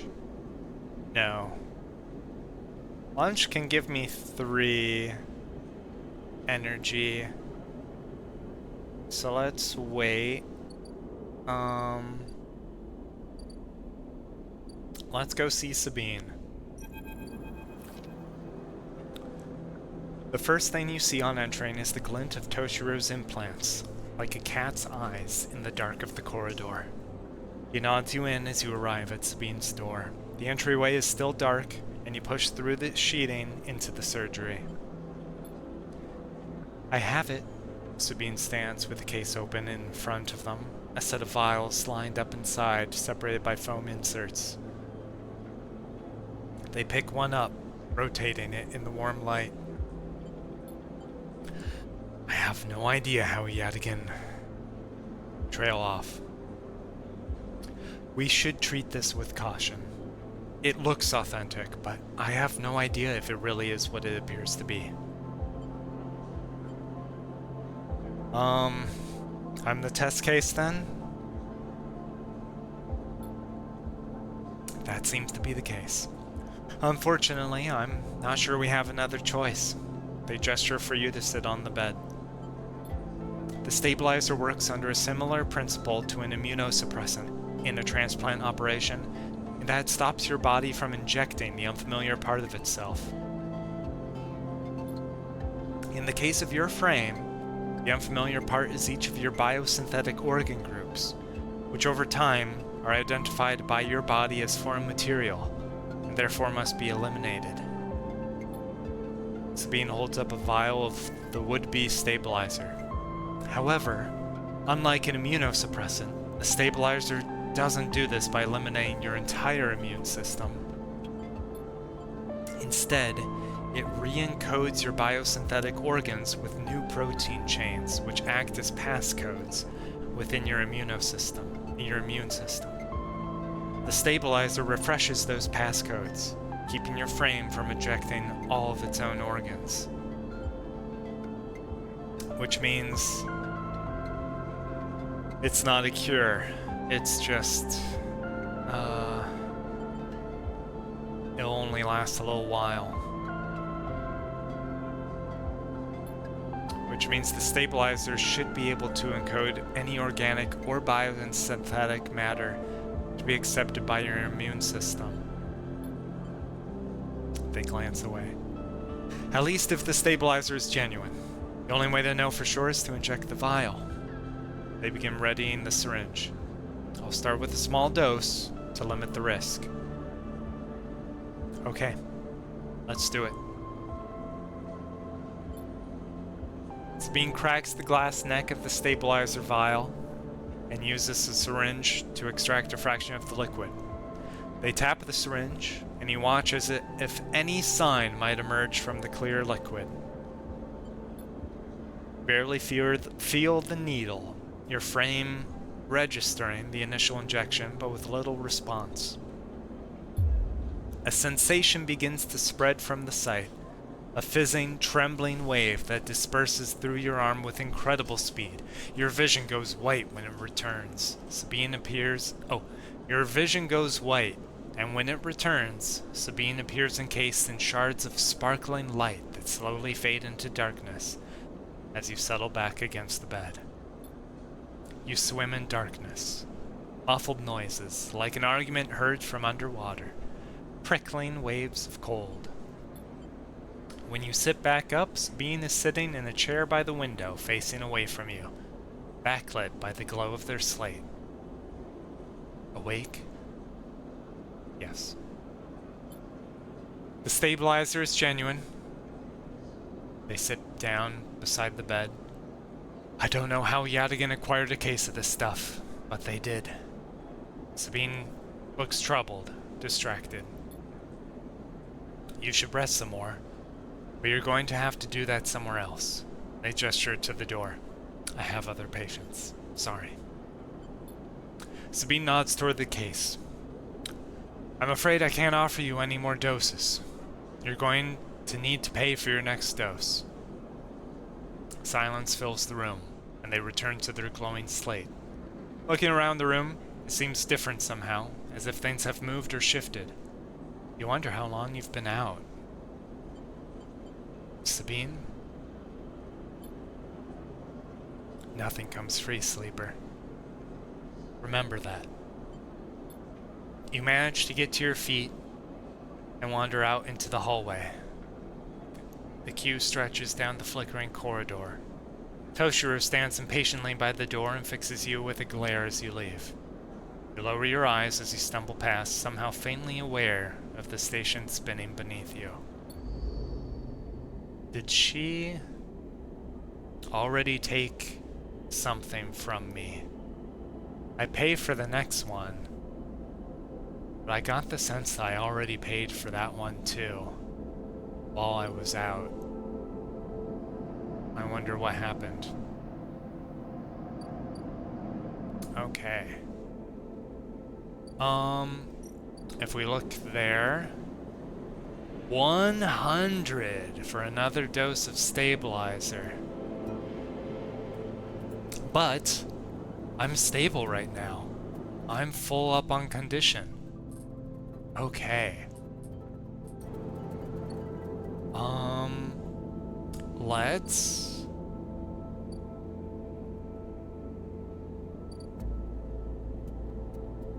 Okay, don't need that, don't need that. Don't need that right now. At the exchange, I can sell scraps for money or a gamble. I don't need to do that right now. Here, it's dangerous work to try to make a bit of money. But I don't want to do that. Here,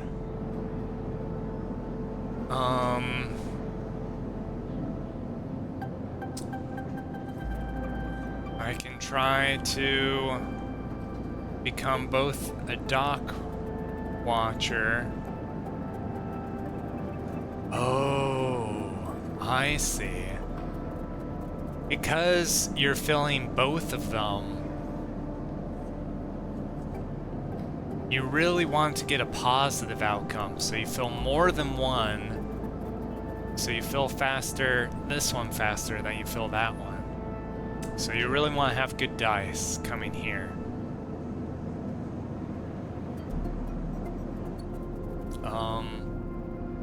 So for now, at the yard, I could do some safe work in order to figure out what more of my past.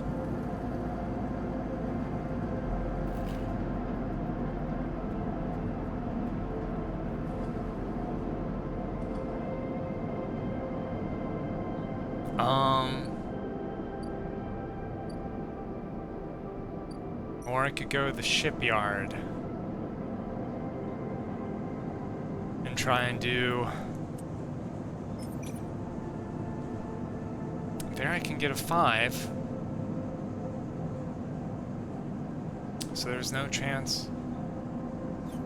Yeah, I think I might want to start working at the shipyard, but the other option is getting data for Fane. That needs a Havenage cipher, which I don't have. A 2, a 1, 2, 4.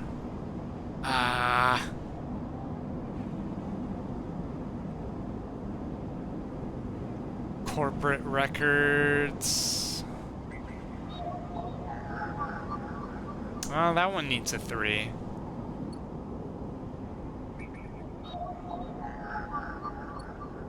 A 2.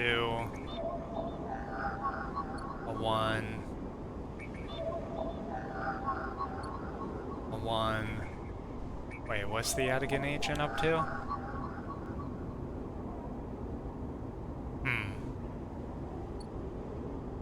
Interesting.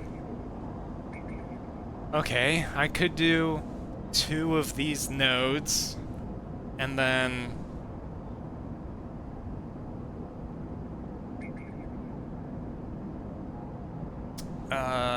head to the shipyard tomorrow. That might be for the best. Just get these out of the way while I've got them. Let's do that.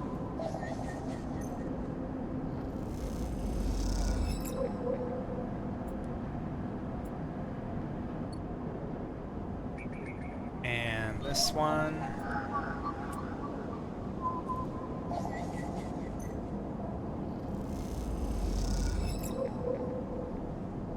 An encrypted key. A stream of passcodes able to unlock the station's aging maglocks.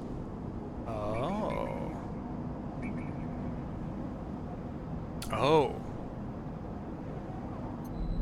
But there's a bar for the hunter that is now filling up.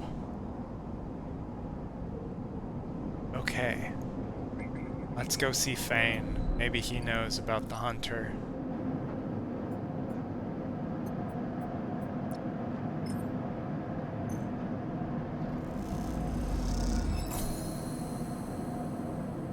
Okay.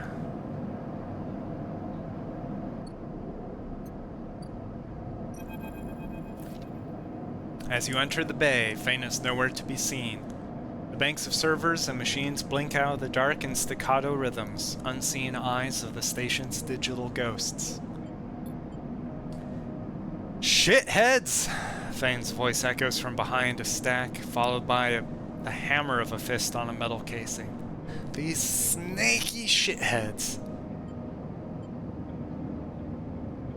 I stay silent. Sleeper? That you, or am I in trouble? Fane's grinning head pops out from behind a stack. Just the emulated consciousness I've been eager to see. Come back here. You pick your way between the thrumming stacks, trying not to trip on the loose bundles of cables that blanket the dark floor. Fane is sat in front of a set of monitors, mounted to a stack. Tell me, Sleeper, what do you see here? Fane waves at a monitor to his side, glowing with pale lists of information. You lean in closer, looking for the links in the data. The tables seem to be filled with personal information, names, gender, states, ID numbers, all the markers of institutional records. I see people. Well, no. I would say I see names.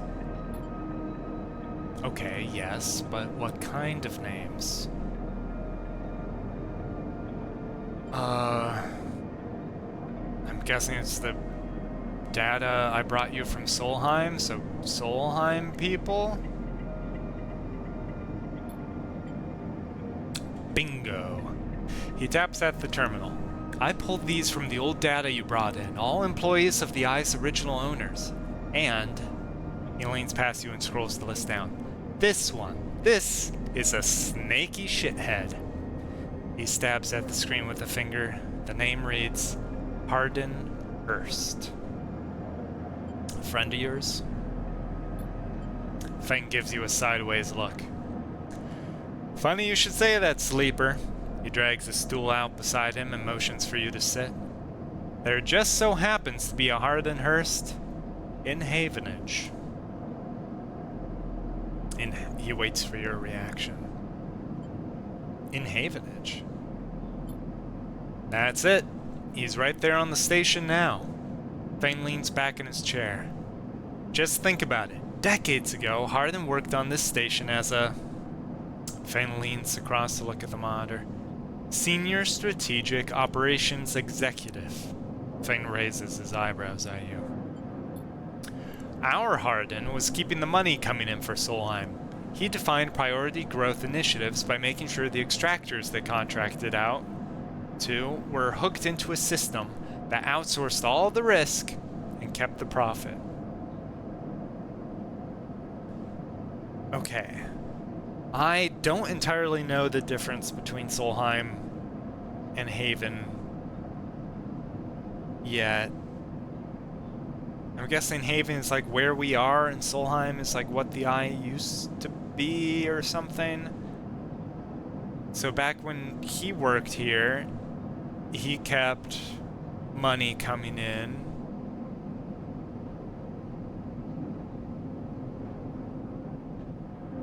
Hooked into a system that outsourced all the risk and kept the profit. Okay, so basically they were hiring extractors that took all the risk on for themselves, but they withheld the profits from the extractors they were hiring. Good old Hardin shuttled thousands of Palladium Rush workers into an infrastructure, which meant that their cut of the work they did went straight back into Solheim. How do you know this? I'm not gonna say so what, because, you know, I'm coming from that kind of work myself, I don't want to be dismissive of exploitation.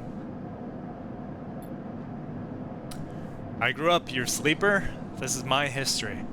I'm a child of the collapse. Thane turns back to his screen, staring hard at the strings of code flickering by.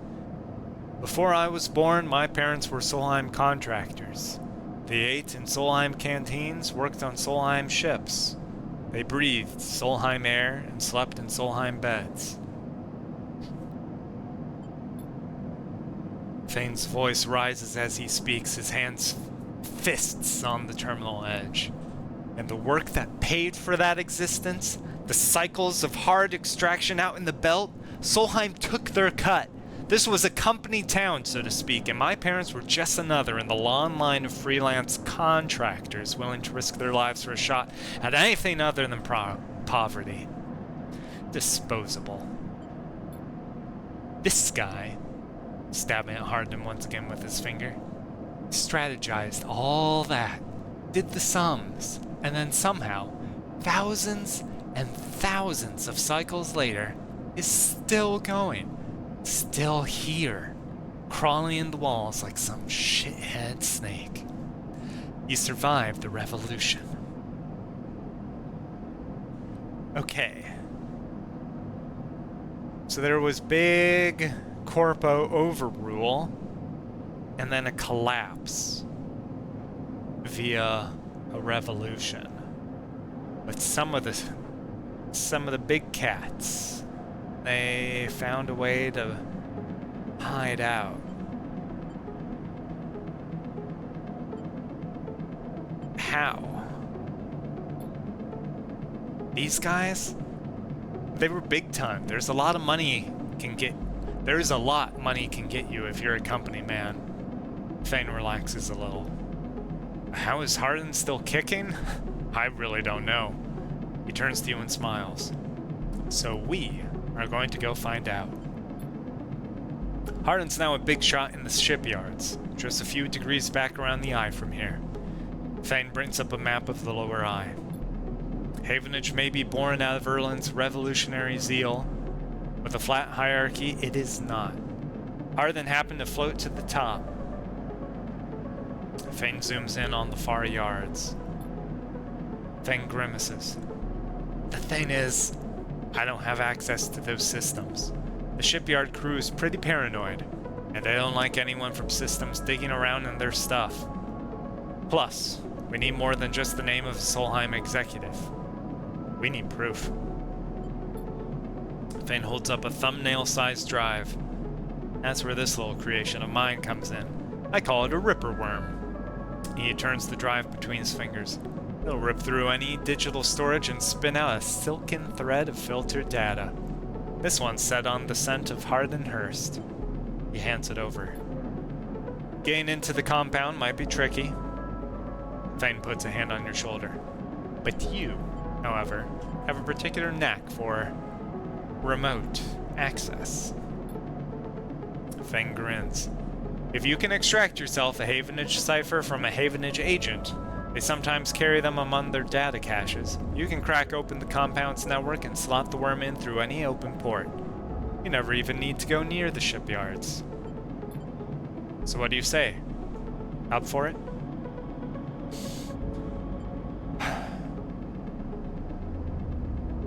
I am up for it. But I am curious how long he's gonna keep me hanging. The trackers, the hunters are coming for me. Are you gonna be able to help me with that? Rooting out a corrupt snake not enough? Find the information and I'll start work on that tracker of yours. Thing scratches at his chin. Anything the worm gets, it'll send back here to me. There's something wrong here. I aim to get to the rotten core of it. You leave Fane, digging through data, among the wires and machines of the old station. As you walk out, you try to imagine the Eye as it once was. A vast machine running smooth and strong, directed by people like Hardin. A vast Solheim-built machine into which thousands poured from the surrogate systems, looking for a new life. The hope of a better future, engineered to line someone else's pockets. It's an idea you are intimately familiar with. You think of Hardin, still alive, still part of this place, and wonder if the past is ever truly past. Okay, so we want to hack an agent, like this guy here, but to do that, we need a 2. Once we get a 2, we can get the cipher from him to go to the gate here and put in the Ripper worm.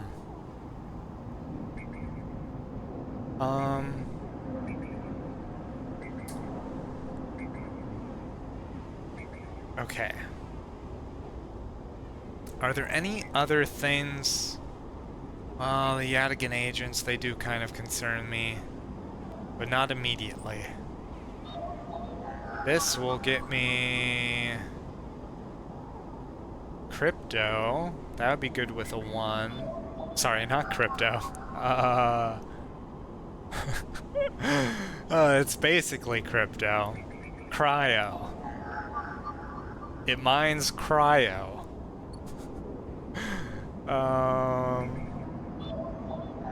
Chitcoin, you might call it.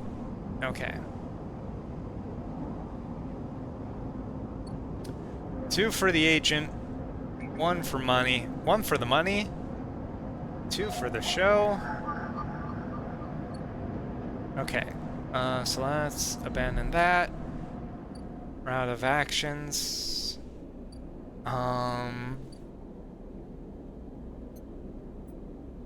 An encrypted key. If I look at the low-end gate... No, it's not used there. No, it's not used there either.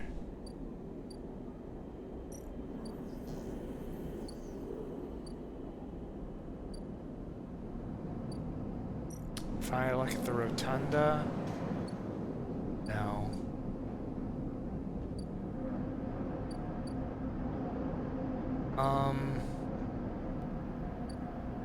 Okay. I think we're ready to end the cycle.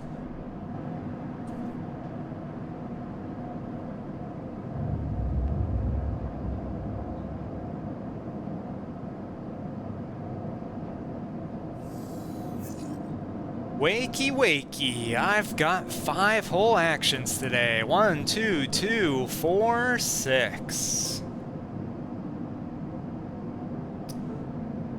But the hunter approaches.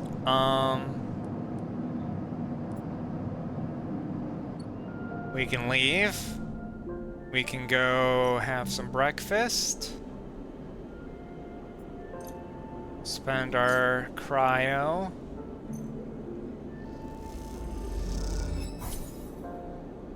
Get that energy.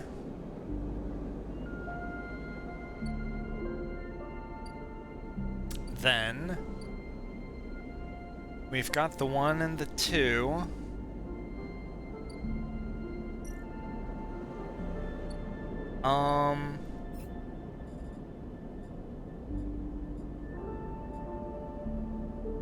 Yeah, so let's track, save lane the tracker. Extracting the past, I think, is a sub-drive for Fane. Is there another way to do it? Any other yellow dots? No. Okay. Well.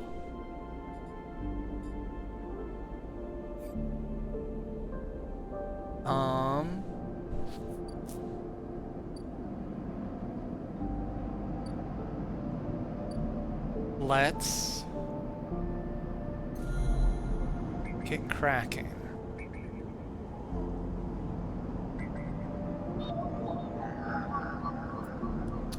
The agent gets a 2.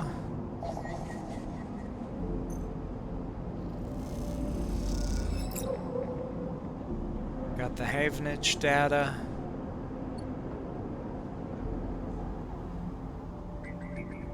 So now we can go to the Havenage gate. Put in the Havenage cipher.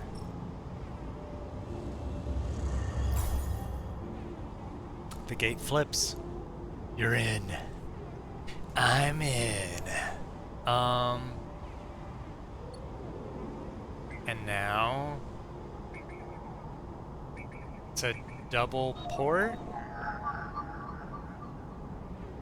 Okay, I can put in the Ripper Worm.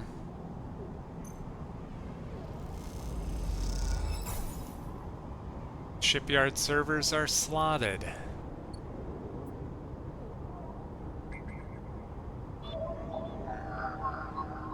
And I got the Havenage data.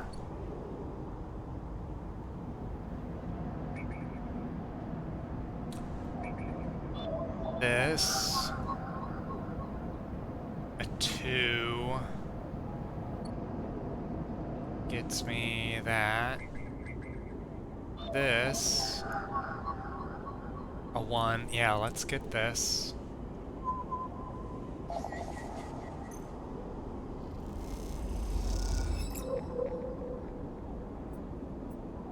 Oh, another encrypted key is all. Okay.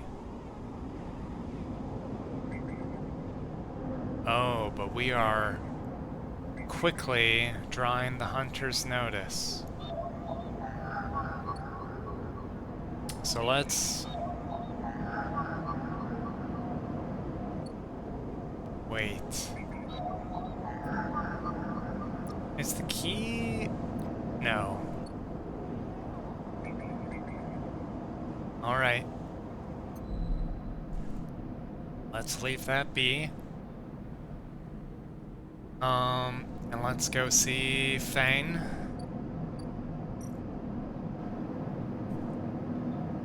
Oh, the shipyard rip is ticking now, but it'll take a few cycles. 3. And I only have 4 until they're here. Well, okay. That's that. What can I do with these encrypted keys, I wonder? Or the raw data?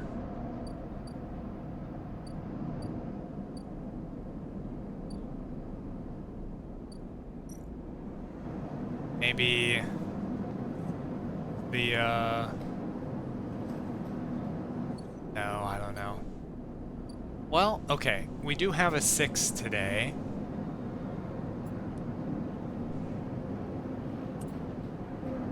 Six on this is 100% positive, which would give me 2 to Dock Watcher.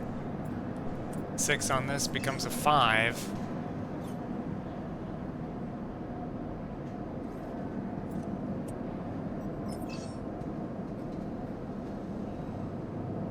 Positive would be filling it up in one go. No chance of losing condition.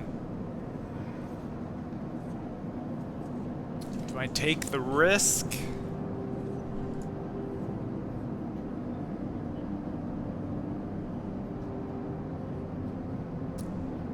coin flip, but well... Okay. Either I get 3 in one go, which is good, or I get only 1, I guess, in which case I'll need to get 2 anyway, which then I can get 2 from exploring the rotunda another time. So I say let's do it. Steal the dock plans.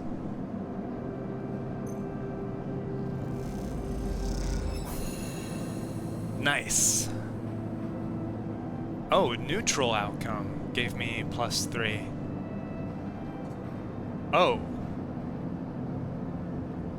Wait. The watch list also filled all 3? Why?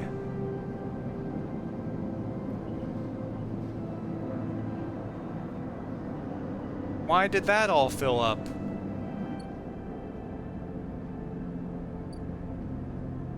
A sealer dock, and an overlook bar, and the stranded mercenary.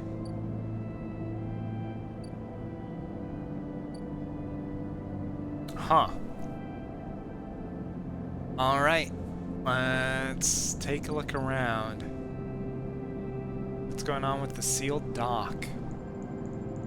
Oh, a repeatable action. Requires data, which I have.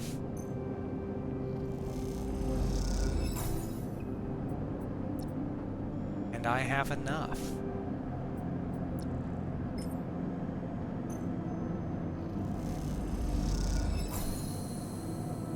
Okay.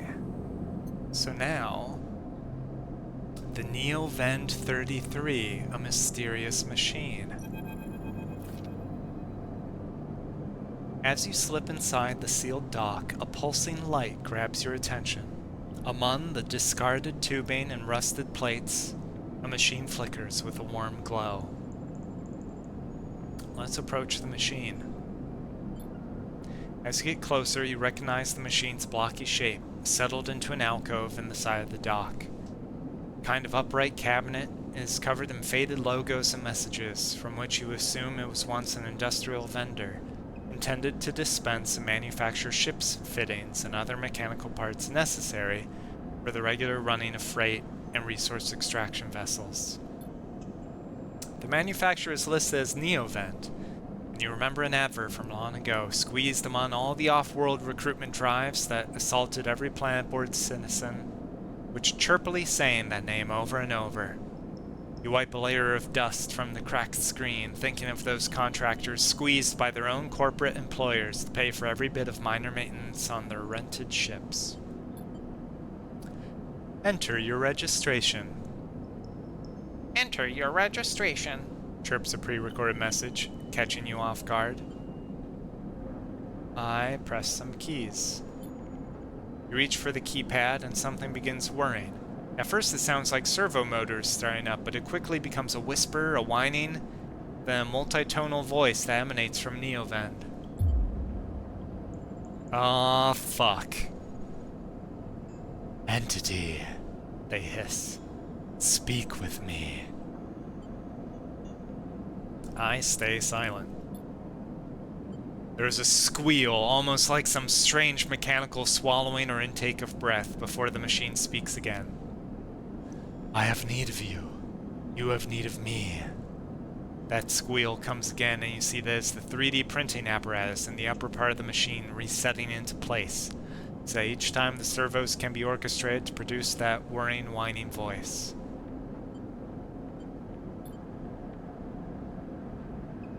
You are in danger.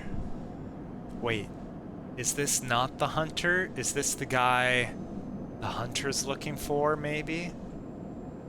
Danger? The machine creaks. You are marked for deletion, entity. Hunter tracks you. The screech rattles through the empty dock. Remember the strange head, the figure, the threads closing in. Hunter. The Hunter Protocol. They taste your signature. The sudden whine sets your teeth on edge. You've seen them. This is the gift of an emulated mind. You close your eyes and the skeleton of the station starts to thrum. Emulated minds are adaptable. Move where neurons cannot. The mechanism resets. But emulation makes you target. How? Hunter searches for illegal entities. Neoven screeches. You are sentient, therefore illegal. The servos judder the vending machines casing as they reset. Hunter searches for me also. Hide in this machine. You look at the ruined vending machine. An unusual hiding place for sure. Can counter Hunter, but need entity outside machine. The light flickers. Need you. A screen attached to the vending machine with a swiveling arm comes to life. It displays a flickering map of the station, ghostly, threaded. The cloud. Points along the rim glow in deep red. Hunter's always gathering. Too much data. Must build nests, explained Neovent. Masters are gone, but continues hunt. Bring this data. Raid its nests. Masters? Station builders. Stana, Solheim. The machine rumbles impatiently. Long gone. Their protocols still haunt. Rain offerings. Save self. Neoven says pointedly. Mutual need means friends. They conclude, tired of the conversation. The whirring amplifies and then suddenly drops as mechanisms within machine click back into place. The glow fades, and you are left stood in the dark of the sealed dock, that whirring voice ringing in your ears. A new drive to free Neovend.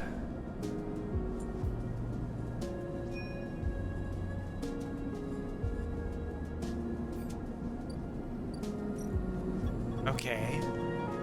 So he requires data, but not the data I have. He wants status on the Hunter Protocol's actions. Oh, I don't know if I can get that much data with how close the Hunter is on my tail.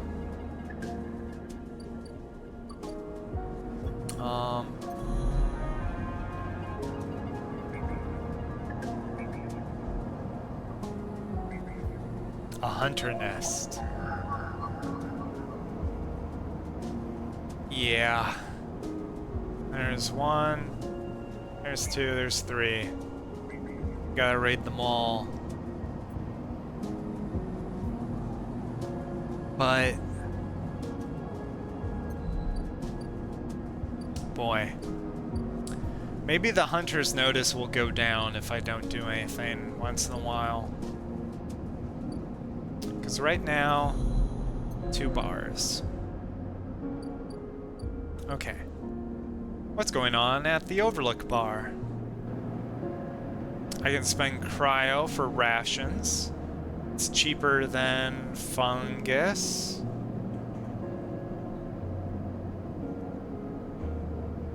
I can spend cryo for a drink and become a regular.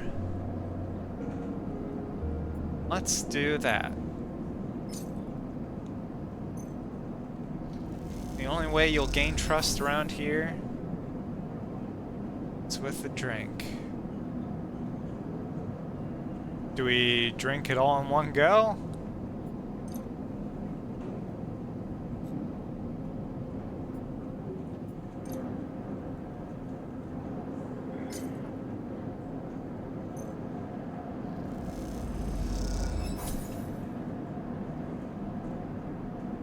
Oh, and it increases energy, too.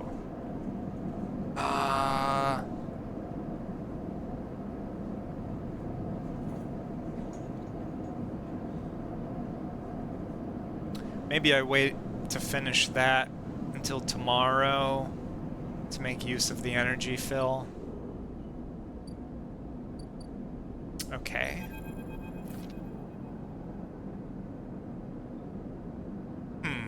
What voice does this guy have? Maybe, Hey, you. Want to earn a chit? Ankita stands beside a huge pile of tied-together hull plates. She stretches out her back, her shoulders bulging beneath her flight suit. Make it 2.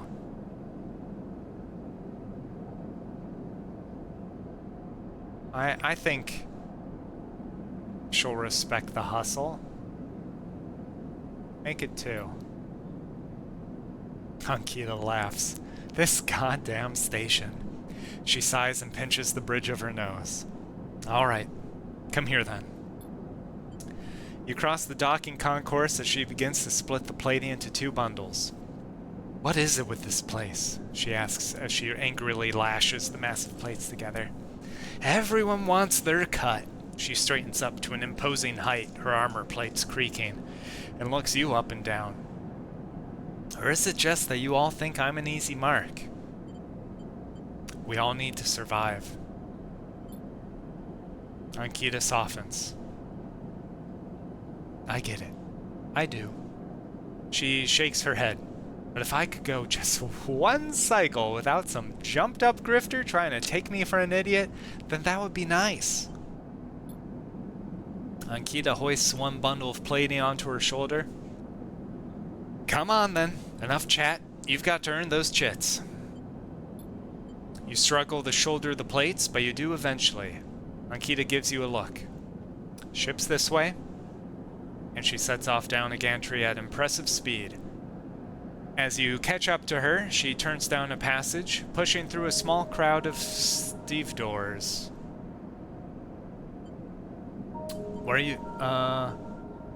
Why are you doing this yourself, or what's all this for? What's all this for? Oh, this? She nods at the plates on her back. I'm building a tree house. She gives you another of her looks. It's for the ambergris. That cutter you might have seen sitting silent out there. She rapidly turns another corner as you trail behind. She got cut up pretty bad on her last job, and I had to moor up here for a spell. But since then, it's only gotten worse. Someone got in and sliced the core from our ship mine, so now she's gone dark. She shifts the panels on her shoulder. The upshot is that I'm short 1 ship mind with ton of repairs to do, and the rest of the crew signed off the moment they got wind I've been stranded. So yeah, it's been a time.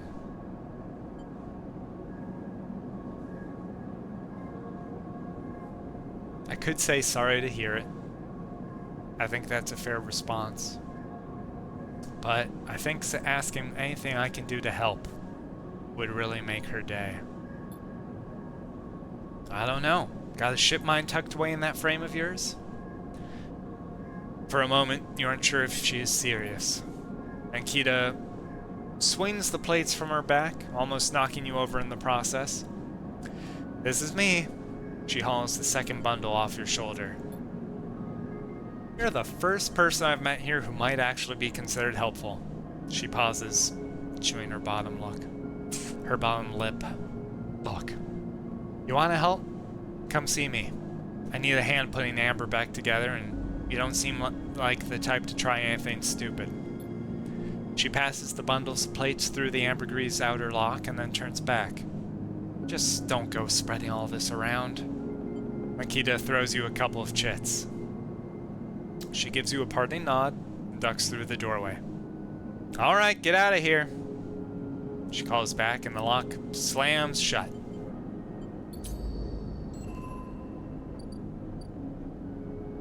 New drive discovered. Is it finding a... Fix the ambergris. To fix the ambergris, I need a ship mind. To build a ship mind, I know where to go, but I don't have the parts I need.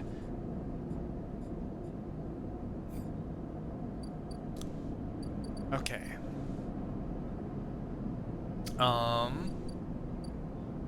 If we look back there... Okay, so it's...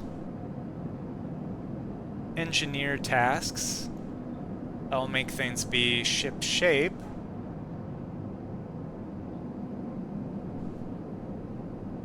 I'm not skilled enough at interface to even do that action.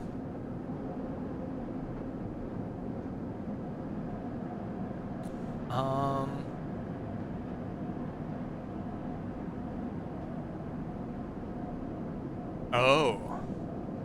And there's only so many...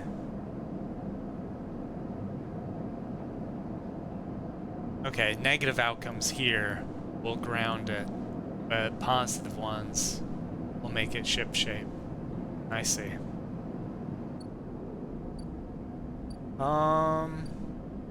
It's not a time limit. It's a matter of outcomes. Doing more good work than bad. Okay. You know what?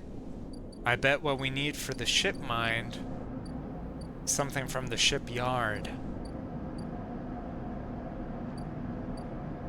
We're waiting on Fane. Dragos' yard doesn't seem like a priority.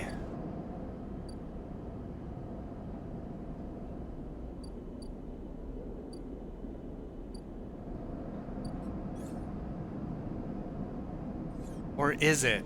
I don't know whether his nerve is something that I need to like fix before it hits that point.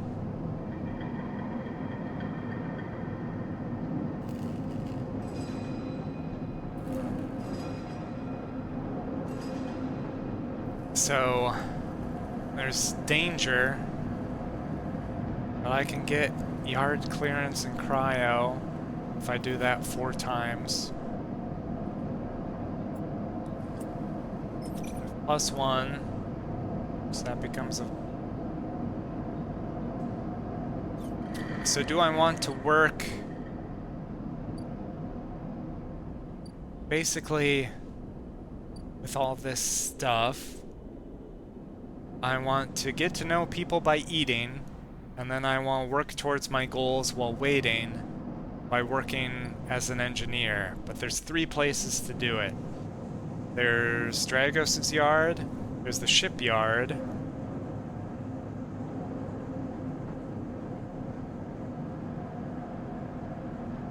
and there's working on the amber directly. Oh boy. I get...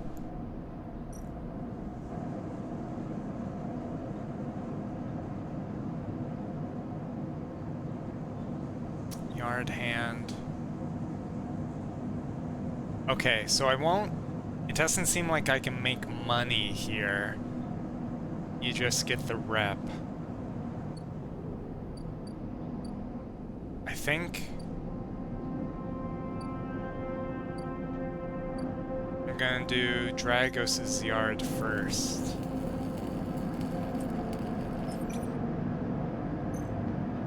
Clear the yard.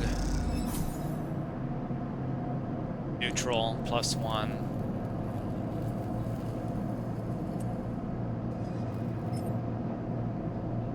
No.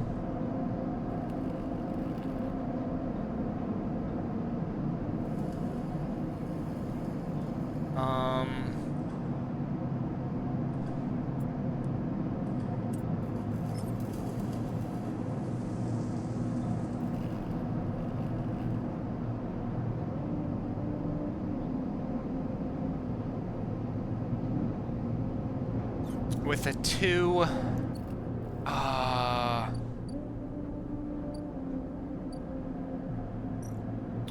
with a 2, I don't want to spend it on anything risky.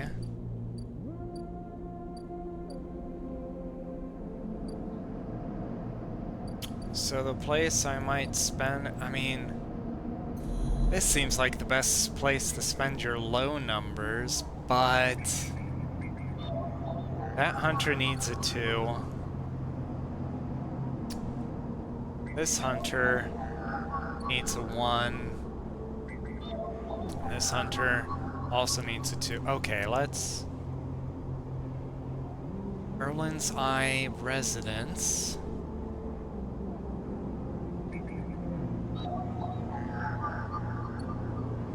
Evocation codes. A partial log of my own recent movements.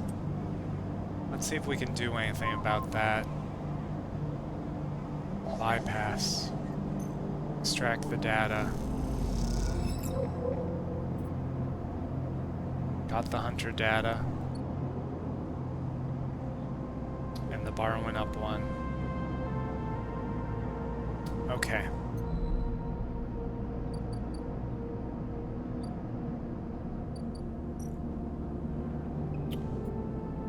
We can give him this data.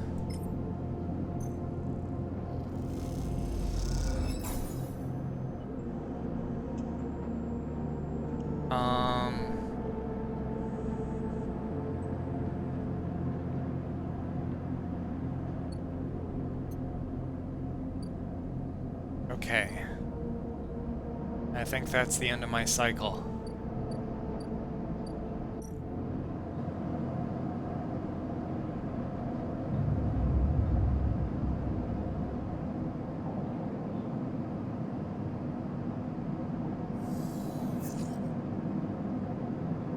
Okay. Some high rolls. And a little low. Got 2 down. Let's head here. Buy a drink. Get a little more energy. And now we're regular. The glass shatters on the steel bar beside you, and the taunts don't take long to follow. Hey, Haunt! The spacer calls across the low room. What are you doing here? He laughs at his own lame joke. Playing human? Oh, well. This,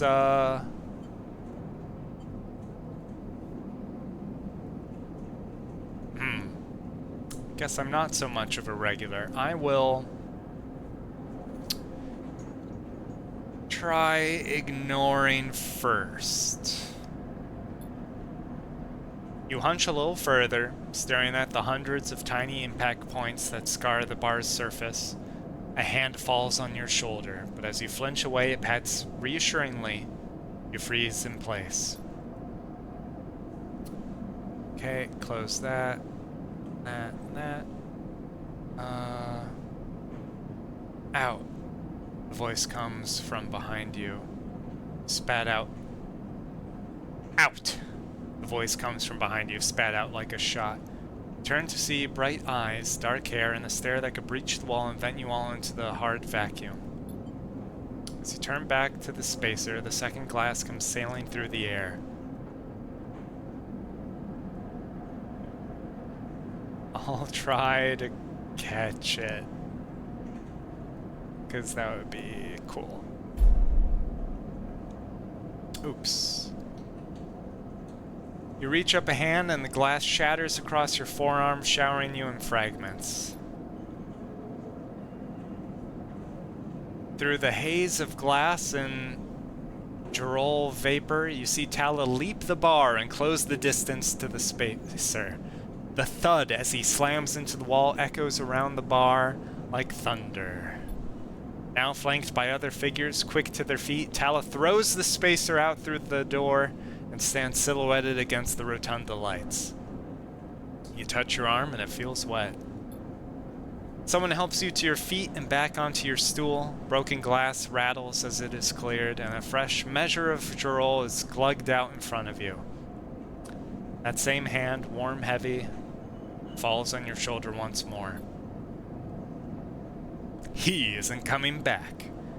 We don't tolerate that kind of shit here. Tala flops onto the stool beside you. Let's get a look at you. Tala wipes the powdered glass from around the wound, and someone places a bottle of alcohol in a metal tin with tweezers on the bar. She disinfects them and then turns to you. That was an ambitious catch, she smiles, pulling a sliver of glass from your forearm. Stupid, but ambitious. You don't feel the pain, only the strain of status messages your body delivers concerning dermal damage and exposed structures. You do feel the care, though, as Talo's bright eyes search your thick synthetic skin for splinters. Watch her. Talo works with the skill of someone who has had to pick glass splinters from the skin of a stranger before. She hones in on each bright shard, all the time tapping the tweezer tips in little rhythms that only she can follow. Talo smiles to herself. So, you been on the eye long? Just arrived? Or long enough? I don't think I've been on the eye that long. I think I'll say just arrived. I thought so. I've only seen you here a couple of times. A splinter clinks into the tin. Not everyone is like that idiot. We don't all hate you. She glances around. Some of the regulars, maybe, they fear you. Maybe they're just curious. I don't know. But I do know that the Overlook is a safe place. I know what it's like to be new in this place. Trust me. She meets your eye. I'm not trying to convince you of anything or separate you from your chits. I just want you to know that if you need somewhere, you can always come here. I know the rations we've got aren't much, and the company is, she lends in, limited. But if you need work, I'll happily put you behind the bar, and if you need shelter, well, we can discuss that. You'll be safe. I usually have Francis on the door, but he's up in the greenway this cycle, haggling with our supplier. Francis tends to be particular about what we serve, even if the clientele isn't. She places her tweezers in the tin with a clink. That's you, sleeper. Here. She slides the glass of Gerol to you. This'll help. She stops, her hand still on the glass. Wait. Does this help? I mean, can you get drunk?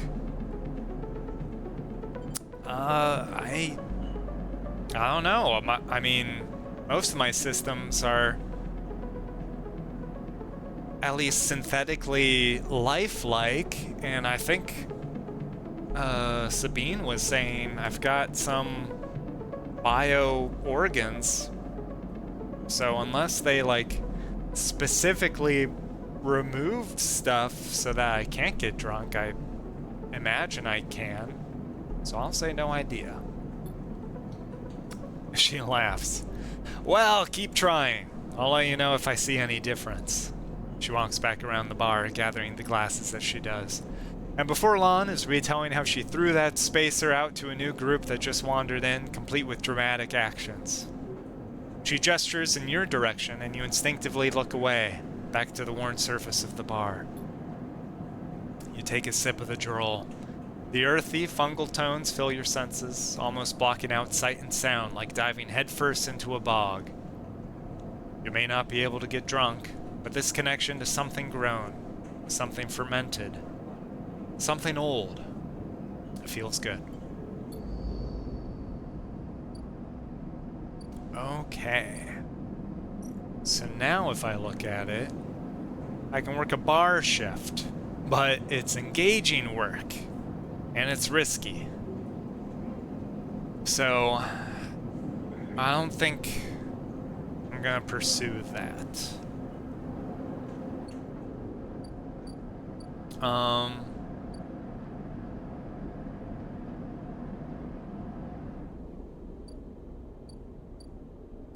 Now, we've got all our things. We're full on energy. Thankfully, we didn't take a hit to our condition from the injury.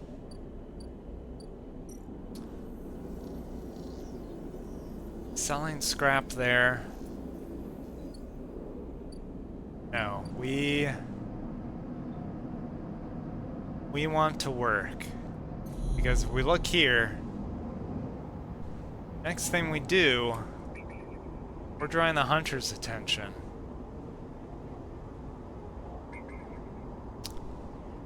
Will it be game over if I fill the bar? Is it worth it to help out the vending machine? I don't know.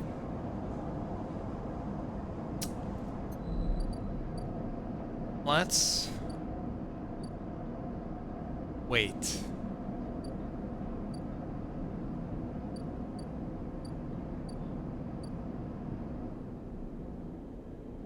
Because there's no time limit here.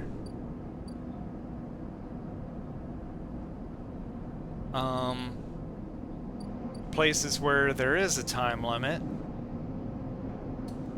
A hunter closing in, which Fane will hopefully help with. And Dragos losing his nerve. So let's continue helping Dragos with our engineering work. If we spend this, it's a 100% chance of positive to give me 2, and then 2, and get another 2. We might be able to clear the yard today. The other option would be going to the shipyard and assisting there. But I'm nervous about the bar, so let's do this.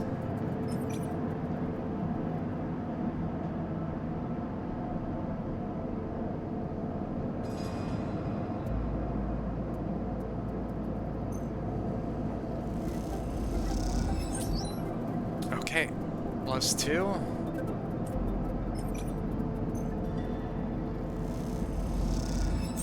+2.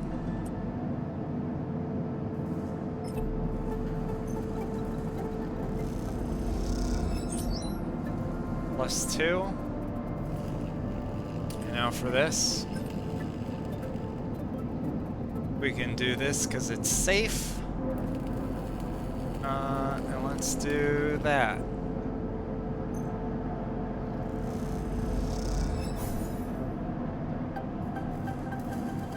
Okay. And how about this?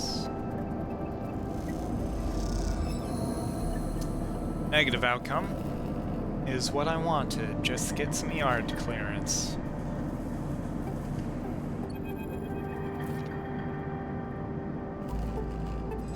Oh, but wait. Oh, I see. It's negative for that one because in order to get to the bottom of the Winterlight mystery, you need to figure it out before you finally clear the yard. Well, that's a mystery that's just gonna have to go unsolved, I guess. The final pieces of the Winterlight sit in neat piles waiting for the collection shuttle from Havenage. Dragos has managed to sell the remaining pieces to the shipyards. In fact, that's hard to forget as he had been telling you about it for the past 2 cycles, and all that remains is for Havenage to come collect.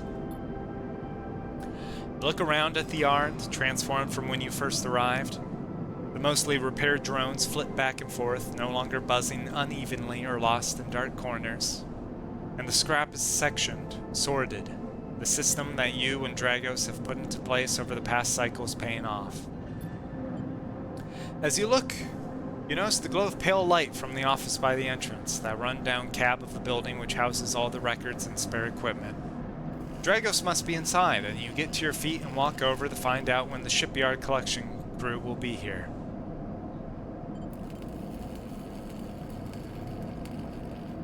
Well,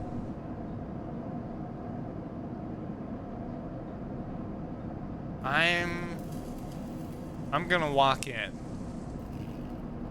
Either, because I get the feeling either I'll hear something I wasn't supposed to, or, you know, what's the worst that can happen? He'll be like, oh, hey, this is my office.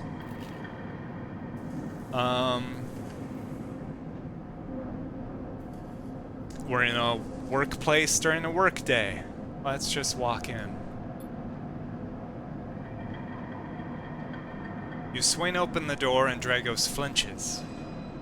Sleeper! Haven't here yet? He busies himself at the desk. The shipyards told me they'd be here soon, then they'll hand over the chits and we're set. He writes something with a stylus on a slate, then shuts it off. Of course, we should talk about a bonus. He stands and turns to face you. Hold on, I need some water.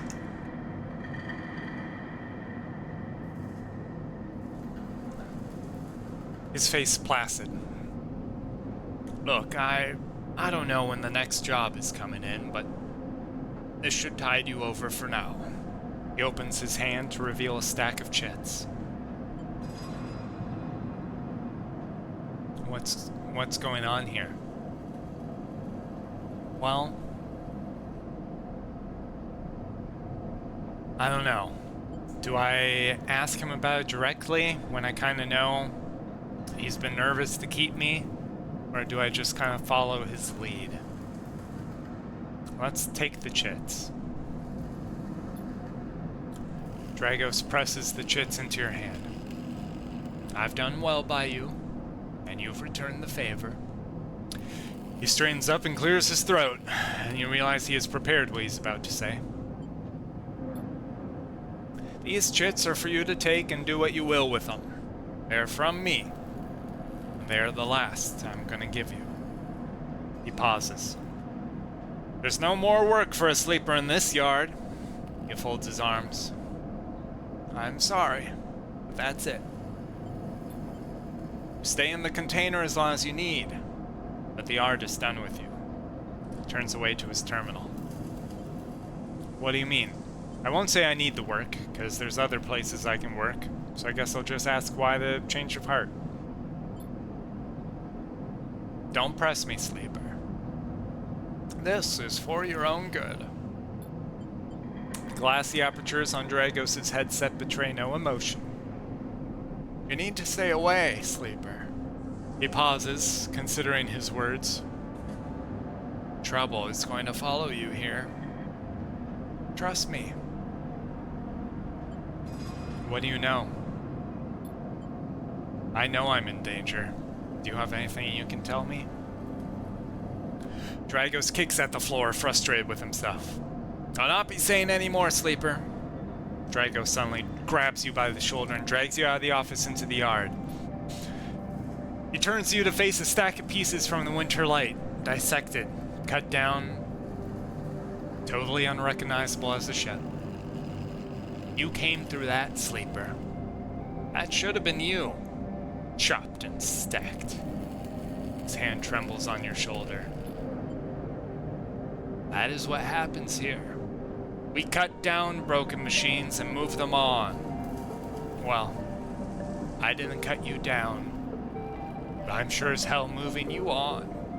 Moving you on before whoever killed that ship out there comes to kill me. Kill you.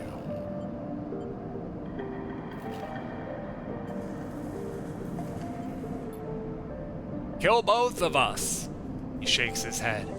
These ships, they didn't get decommissioned. They didn't break down at dry dock. You think they'd look like that if they did? Someone ended them. That means someone tried to end you, sleeper. And I'm done waiting for them to turn up. We've had our fun. Now it's time. He gives you a little shove. Mary number 100. Thank you now, Fox. Thank you. Happy 100 streams. It's been nice having you along for so much of the journey. Hold on, I think... How do I do it?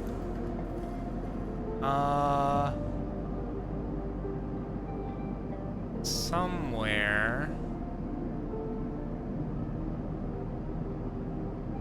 I do that... No.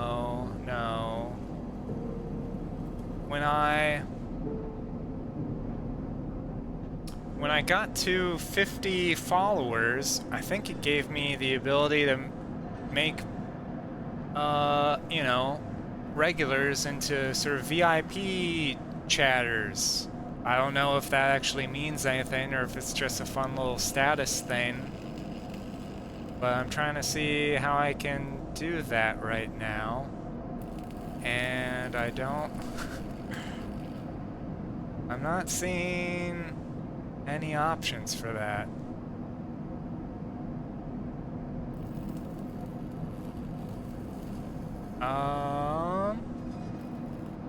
Nope, it's not on that menu. It's not there. It's not there. It's not there. It's not there. No, I don't want to make you a mod. Huh. Well, I guess that's something... I thought it would be an easy thing to do. But I guess... I have to look up a guide, so I'll figure it out next time. Anyway, let's keep going. Go on! He turns and walks back to the office. That's it, he shouts, and goes inside. The silence hangs in the air and you leave, with your pockets filled with clinking chits and a strangely hollow feeling in your chest. Goodbye, Dragos. Thank you for everything. I don't hold it against you. I understand. I'll try to make the best of the start that you gave me. I've got some scrap. I think I'll try holding on to it. Let's... Okay, well, we're out of actions for the day. No actions. No more food. Don't know what to do with this havenage data still.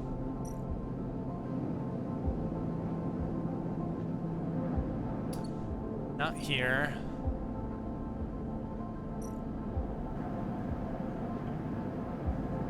And not here.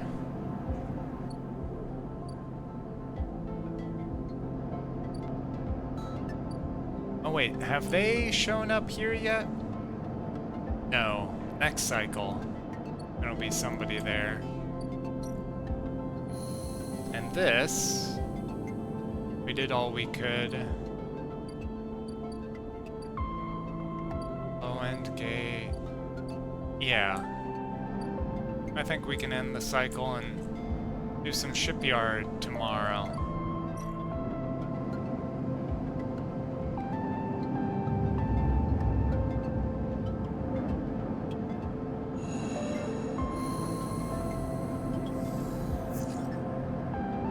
Okay. Some low, some high. Good spread. Only one more cycle. Dolphin can maybe help me. Freighter's here. I can buy ship mine fragments. But they only have 2. If I were engaging, I might be able to haggle, but that's not on the table for me.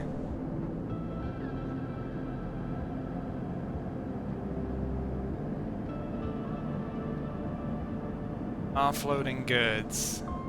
Well, damn. 'Cause how many fragments do they need? 3. And they only sell 2? Well, they'll be here 3 cycles. If I can find a 3rd, maybe I'll spend all that money on those 2. Otherwise, probably not worth it. Okay, but we did the bar. Let's Let's order some fungus.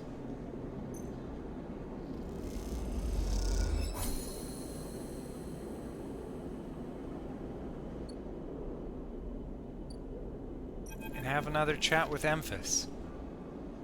Sleeper. Emphas calls out to you, a booming voice that echoes through the corridor. Tell me a story. He throws a handful of chopped mushrooms into his wok, the fire leaping up to meet the oil. I see you. Cycle in and cycle out. But we never speak. Tell me a story. What kind of story? Any kind. He pauses to drizzle something from a plastic bottle into the wok. But one of yours. He looks up at you. Nothing stolen. You pause. The spice is rich in your nostrils. And think about the kind of story you'd like to tell Emphas. You look at Emphas, the listener, and imagine he's heard it all before. Perhaps he would enjoy a strange story. Something with some spice. Tell a ghost story, or tell him about your dreams. A ghost story doesn't really sound like one of mine. Sounds like it might be something stolen. But my dreams, they're a little strange. And even if they're not, they're definitely mine. Let's go with that. All the sleepers, you tell Emphas, had dreams. Some were simple, memories left over from the emulation process that had become tangled up in their minds and would come out when they slept. It wasn't rare to hear a sleeper in the dorm scream or cry out in the night. But your dreams, those gray skeletal afterimages of systems and structures, of threads and patterns, weren't like the others. Oh. They weren't memories or nightmares. They were reflections of reality. Distorted, yes, but somehow true. You learned back then to keep quiet about them, to let them flow through your mind like water. That was until now. Until you arrived in this place. Now your dreams colonize your waking life. They slip behind your eyelids with every blink. And now you understand they aren't dreams at all, but some process of interfacing, of speaking, of living in another world that flows through this one like smoke through the air. You tell them that you do not know if there is a reason for your dreams. Perhaps you reason it's just some side effect or particular quality of the frame you inhabit. But whatever it is a gift, and you hope to make use of it. Emphas finishes cooking, squints a little at you. Sleeper, he smiles. You are quite the storyteller. He eyes you, and you realize he's trying to gauge how honest you have been in your story. Emphas passes you the meal he's cooked, and you take it gratefully. As you eat, he talks, a natural exchange. Thank you, Sleeper. He looks around at the empty market. But my time is done for today, and I do not want to keep you longer, so I will make a proposal. He gestures to the plastic boxes of ingredients stacked behind his stall. These are good enough for most, but someone told me a story that made me think a couple of cycles ago. Someone told me a story that made me think a couple of cycles ago. They said that across the gap, in the Greenway, fresh mushrooms grow. Have you heard this? No. Neither had I, but I trust the one who told me. Emphas begins packing up his things. Can you bring me some? I cannot cross the gap, and I worry about leaving my things behind. He smiles. I'm sure a storyteller like you could handle the trip. I will prepare them for you, and if you wish to tell it, be the audience for another story. I mean, I don't know how hard it'll be to cross the gap and get these for you. I don't know if he's the kind of guy who, if I say perhaps, he'll see that as dismissive. But I feel like saying perhaps is just pragmatic. You never know how things are going to go on this station. And if I say agreed and it doesn't work out, well, let's just say agreed and be friendly. Good, booms Emphas. Then I will wait for you to bring them. Emphas slides his walk away and straightens up. I will prepare a recipe then, Sleeper. Good luck with your foraging. You turn away and walk back into the main market, the rich taste of Emphas's food still lingering in your mouth. Stories for food, do you think? A trade that seems more than fair.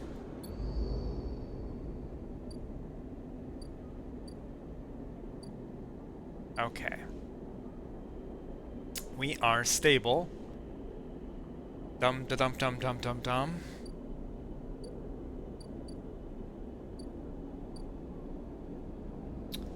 How's the hunter? The hunter is still on my tail. The dock here is empty, right? Yeah. 4 cycles until salvage comes through. Need to raid the nests to help you. Can't help you.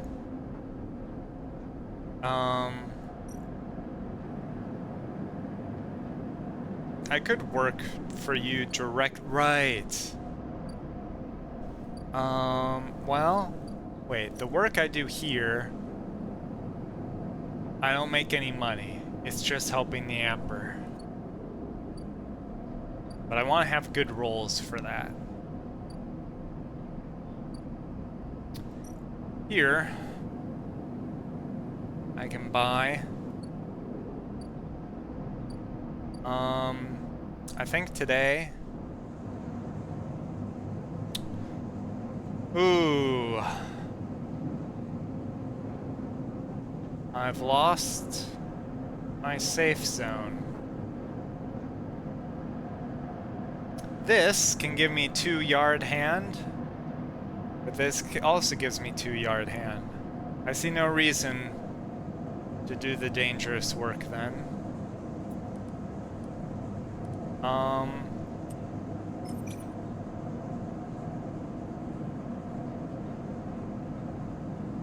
But with these 2s that become 3s, I've got pretty good odds.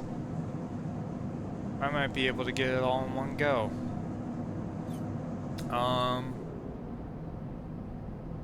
So the only other thing I would want to do with the low numbers would be using my other site, and I'm not sure I want to do that.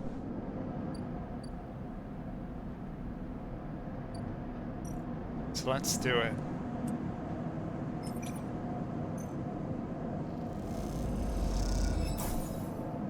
Neutral, +1. Alright.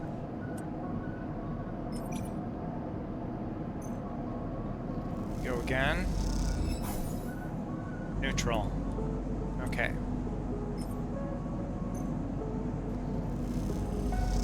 And we can get these guaranteed successes. Earn a little cryo.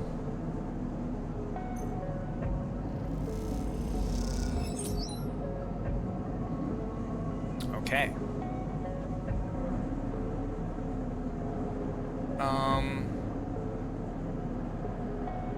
I think I'll leave it here at the shipyard today. Make good progress. Got some scrap.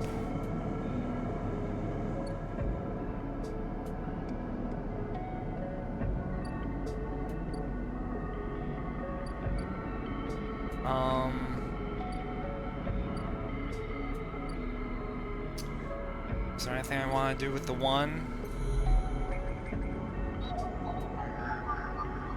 That needs a 2. That needs a 1. Do I do it? Do I fill the bar? I don't think I should. I think it'd be better to leave the one... Well, let's see if there's... Is there anything safe? I mean... I guess there's different kinds of risky. Where this... I can play the exchange. And either I'll make money or I'll lose money.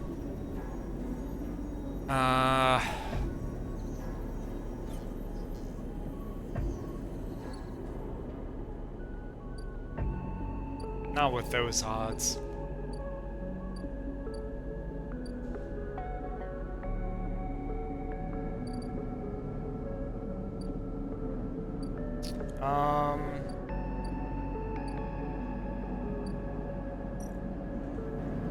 What about this? This is risky. But the risk seems to be that I just make less money. So let's do this.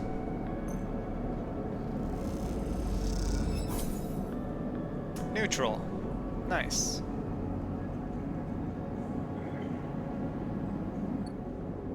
Okay. Got scrap I can sell.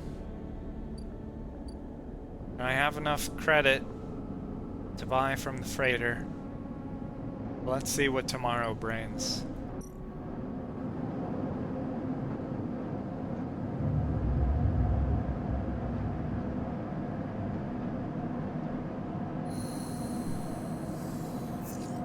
Okay.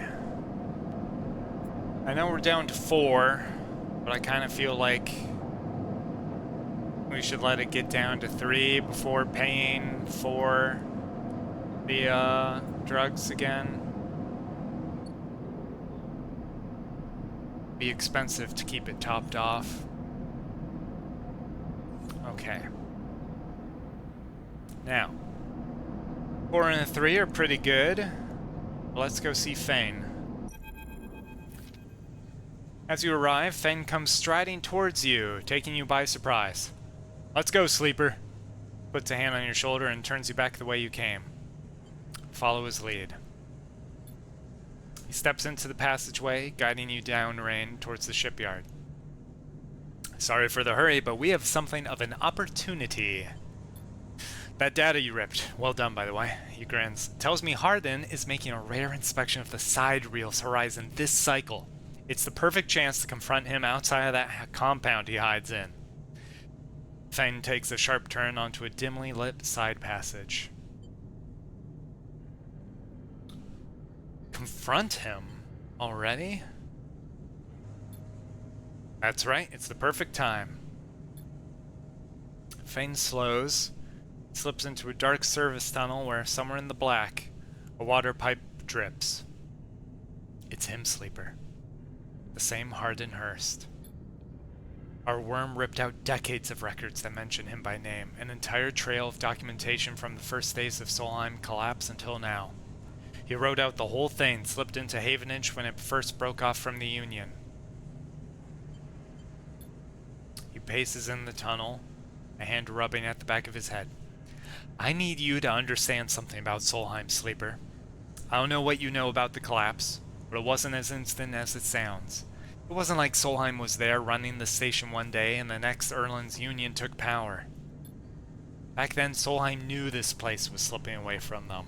As the palladium market collapsed, they tried to keep the contractors here working. The pay got smaller, costs higher. People like my parents were forced to work non-stop just to keep a berth on the station and water in their tanks. Solheim squeezed every last worker until the mistakes, the accidents, were coming in non-stop. As new waves of contractors came in desperate to work, Solheim welcomed them, taking bribes instead of checking pilot licenses.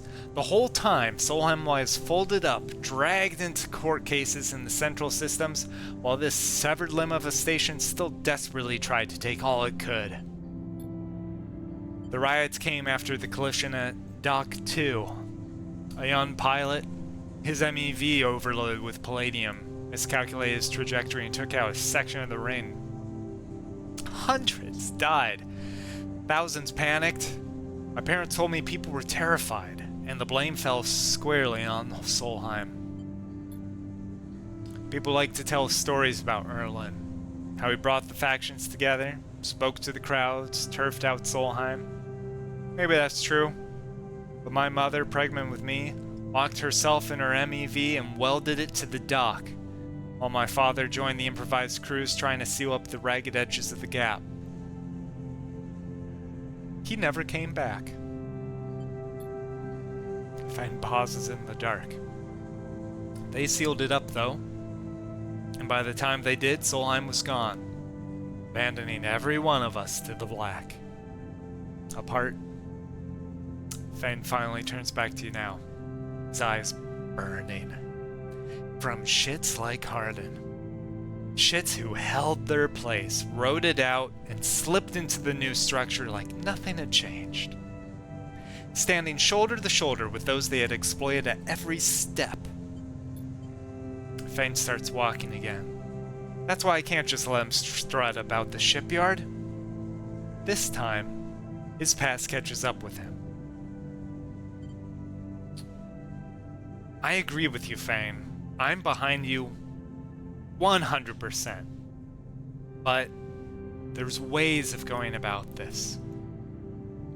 What do you have to gain from confronting him in the middle of his own shipyards? And what do you have to lose? We should think about this. Feel free, but I'm going now.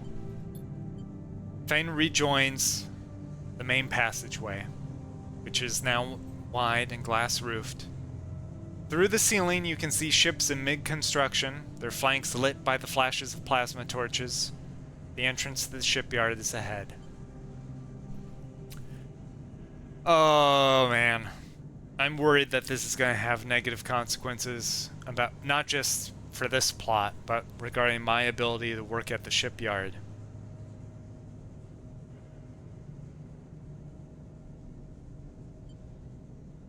This is crazy. If I say this is crazy, will I not go?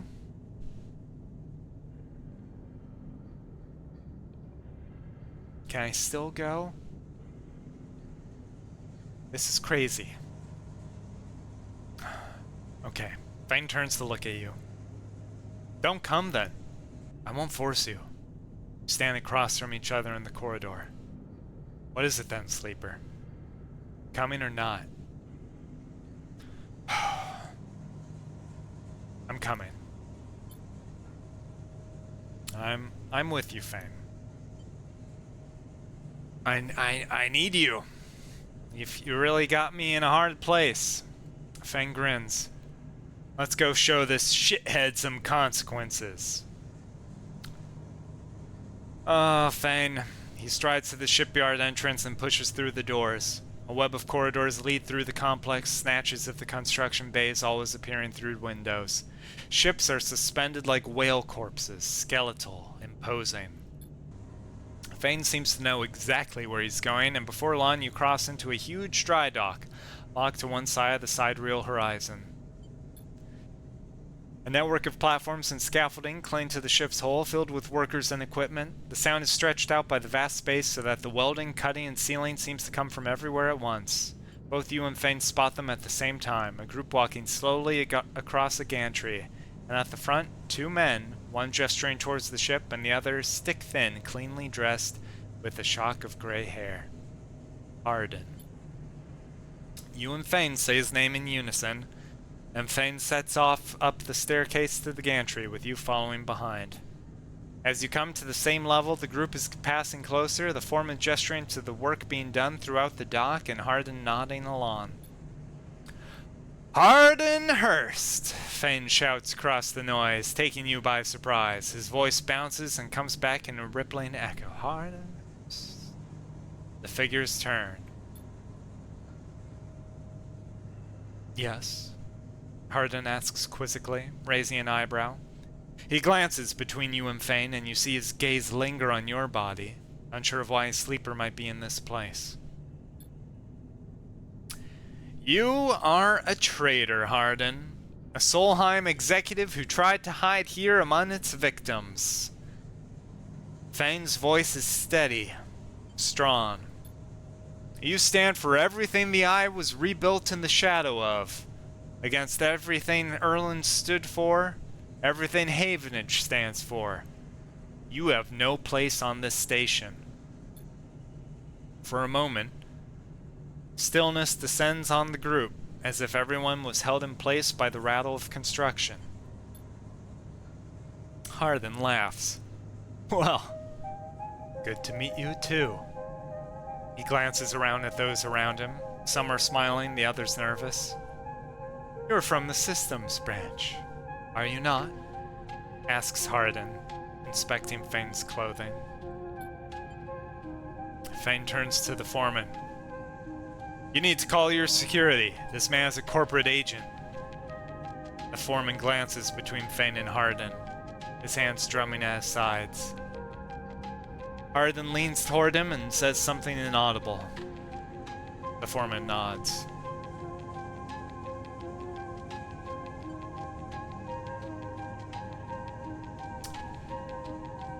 Oh, I mean, this is going exactly as I expected it to. But I'm not gonna leave Fane on his own. I'll stick with the plan. Say it's true. As you begin speaking, Harden turns his attention to you. And what would a sleeper know about that? You accuse me of being a corporate agent. What are you, if not exactly that? He looks around at the group who are already eyeing you with suspicion. You are a product of S&ARP. You have no place in a Havenage shipyard. Who knows what signals you're sending back to your makers? A murmur of approval runs through the group. Fane holds up a stick of memory. You guessed right. I am Systems, and I have records that link you directly to Solheim right here. He turns to the foreman again. So once again, I'm asking you to take this man into the custody of the shipyard. The foreman remains still. Harden's voice is calm, measured. If you have such data, why hasn't it been submitted at a members' meeting for proper review? He shakes his head.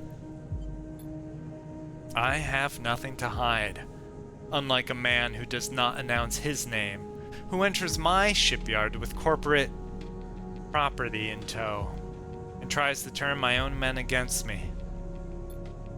You hear it now, the echoing sound of boots on walkways coming from all angles at once, and then settling behind you. Please, says Harden, submit the data through the correct channels. Then we can talk. For now, however, you must leave. He gestures behind you to the security detail, their hands on boxy black sidearms at their sides. Fane spits. Harden, you shithead. You can't wriggle out of this one. The security officer draws their weapon and levels it. Fane turns and calms him and stares him down. I try to calm Fane. You look at Fane. He shakes his head and puts a hand on your shoulder. Let's go, says Fane, and he pushes through security, heading back down the walkway. Once security has walked you out of the shipyard, nudged you back into the corridor, Fane picks up the pace. You try to keep up as he slips into the shadows of an entrance. Fane is grinning ear to ear. You know, Sleeper, sometimes people are exactly how you expect them to be. Something pings in his pocket and he takes it out. On the slate, a web of connection starts drawing itself out, stretching to a set of points around the ring. Got him, mutters Fane. What is that? That, Sleeper, is something our worm added to Harden's personal slate. We're tracking his outgoing messages. Fane's grin looks ghostly in the uplight of his screen. The old ways are best. Spook them good enough, and they'll give the game away. They'll give the game away. Jabs at the slate, and you see the web is being drawn over a map of the ring, the lines bouncing from point to point. All these dots, these are Hardin's buddies, the ones he is messaging right now. And we are going to find them all. So that was on purpose. Of course, Hardin isn't working alone. We need the full set or nothing. Feng glances around and slips the slate back into his pocket. We better split for now, sleeper. But this is exactly what we need. Good hunting. With a pat on your shoulder, Feng drifts away, back into the flow of people around the shipyard entrance. You watch him go, unsure whether to be angry or impressed. Okay. Ooh, got an upgrade point. But I think we want to save it. We could spend it on... well...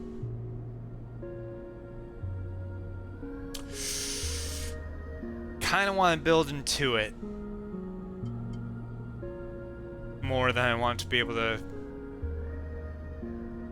well...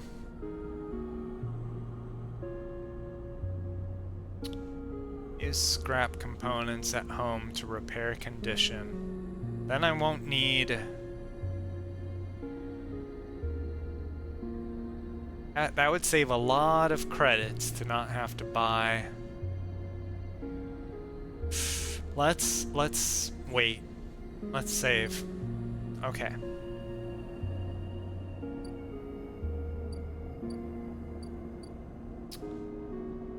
Emphasis stall, if we look there. Pay for fungus, or bring him Gerol caps. 3 of them.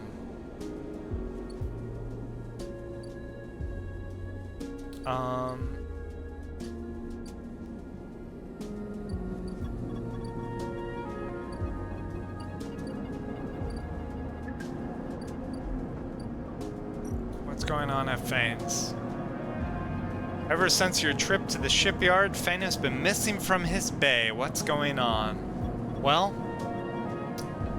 looks like he's failed me then. You really did just use me and lose me.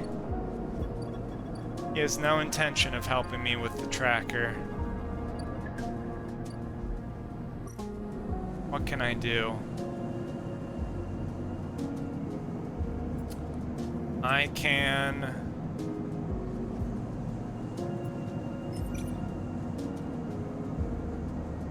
get a 5 for a half positive, half neutral. Try to finish the yard hand.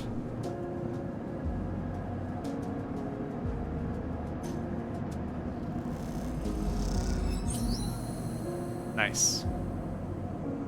Yard hand finish. Earn the little coin. Avenage offices. Lamamina. And the unit assembly. Let's go in order. At the offices, if you bring shipyard fragments, shipyard will pay.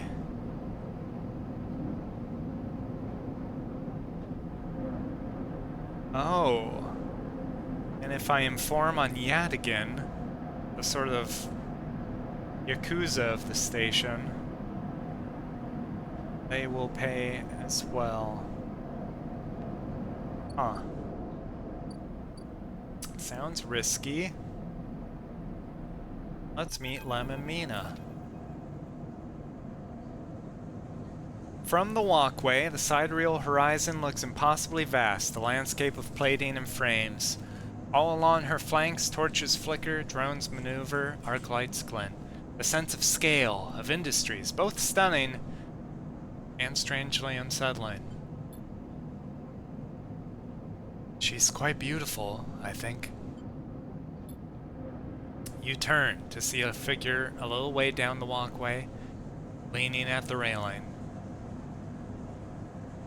He is thin, ragged, his work gear poorly fitting and loose. The torches of the side reel horizon flicker in his eyes as he turns to you. Lem. He leans back from the rail, riveting a child standing beside him, staring out at the ship. And this is Mina, he adds with a smile. Hi, Mina.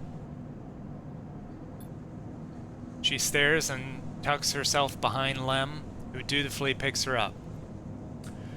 She's a little slow to trust, aren't you, Mina? She buries her face in the folds of his overalls. Mina looks out from Lem's chest, a dark brown eye twinkling among the rough material.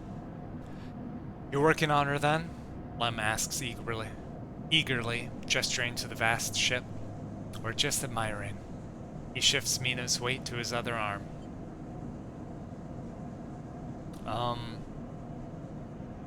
I think I have been working on it. Me too. Me too. He flashes a Havenage pass. I knew it just to look at you. I mean... He stumbles a little over his words, not wanting to be misunderstood. I mean you look like a worker. She's Mina's and my ticket out of this place. Our escape vector, so to speak. Shit. You haven't heard? Anyone who takes a Havenage contract on the side reel horizon will be entered into a draw for the transit support crew. He smiles.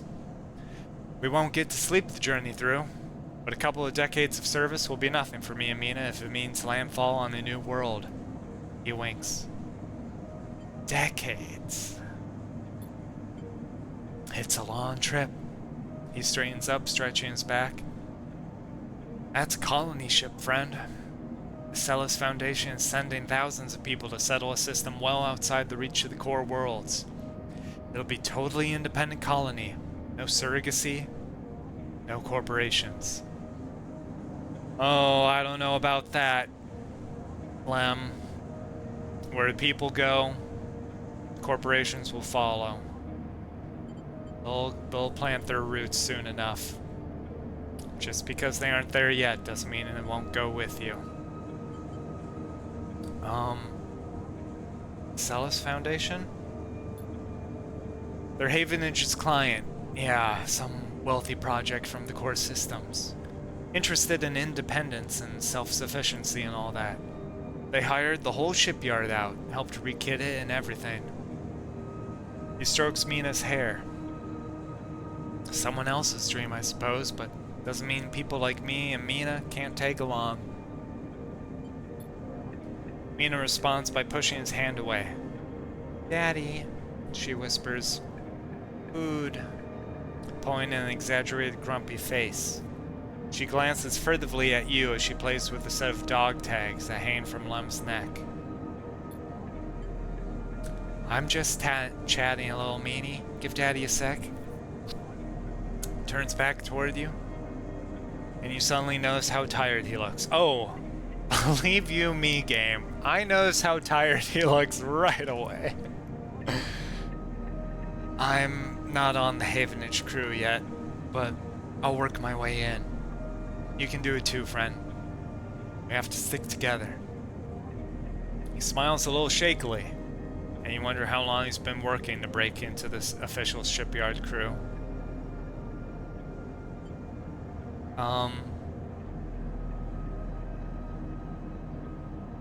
Yeah, maybe. I'm working on it, or for sure. Do I keep up a brave front? Just tell him for sure? Or do I just say, yeah, maybe?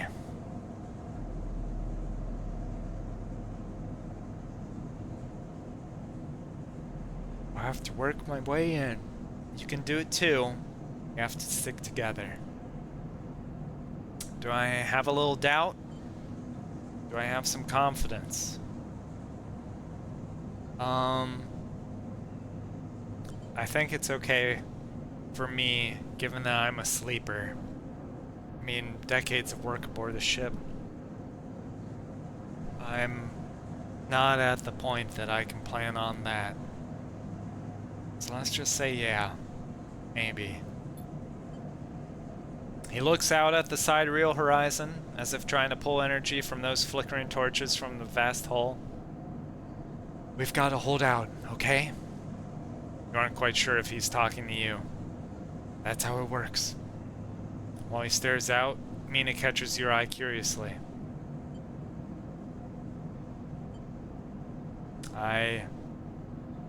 You agree, Mina? I don't really want to ask a kid whether they believe their parent. I'm just gonna stay silent. You hold her gaze, and a smile creeps across her face, her features lighting up like a city coming awake at night. Then suddenly she tucks back into Lem's chest. Lem smiles and lifts Mina. That's it. We hold on. He smiles sheepishly at you. We are just a couple of softies, isn't that right, Mina? He sets her down, standing by his side, and she clings to his leg. Gotta go feed this one. Pats her back. Maybe see you on a shift, huh?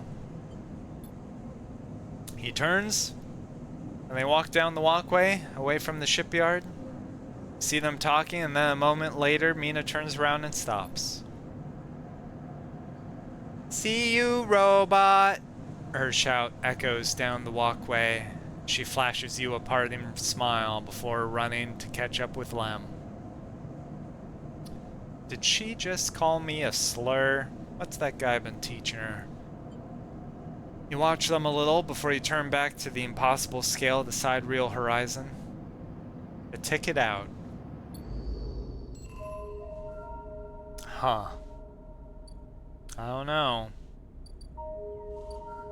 The unit assembly line. There's engineering work. Earns cryo. Guaranteed cryo, even. I become the welder's mate. Which work goes towards quality control. Oh, no. Quality control is a negative from either.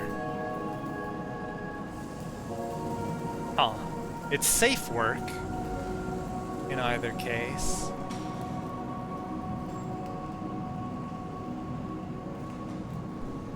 Okay. So that's a place to spend die and get scrap.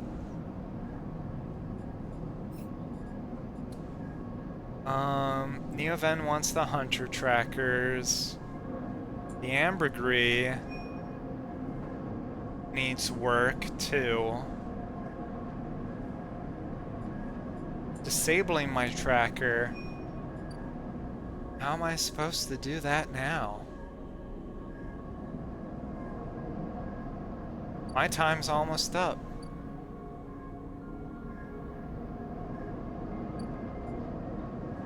Fane has said he will disable your S and ARP tracker if he can get to the bottom of his mystery first.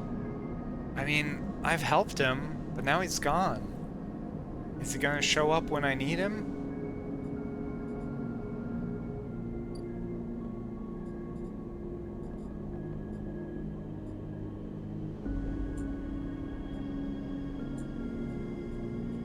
Win a sidereal ticket by working on the sidereal crew.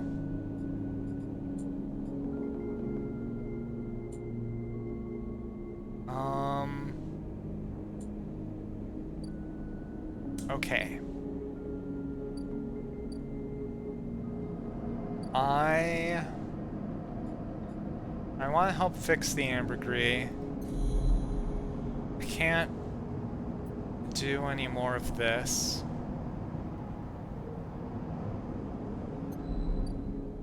I think I want to pay the toll.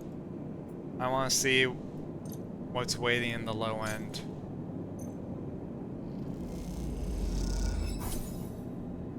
Low-end access is unlocked.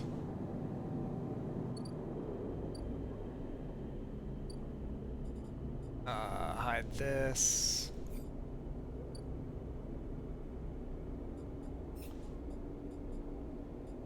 Okay. What's all over here? The free spoke. Founder's Gap. And the low end. The low end, risky work for an engineer. Maintained by their residents, the ramshackle blocks are always in need of repairs. Helping out is a good way to make friends. Or, intuitive, I can play a game for money.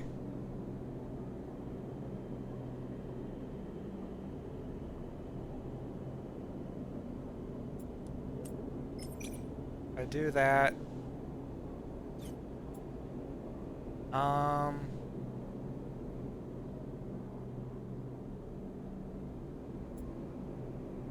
it's risky, so I don't. 25% chance of losing energy? Let's look around. At the spoke.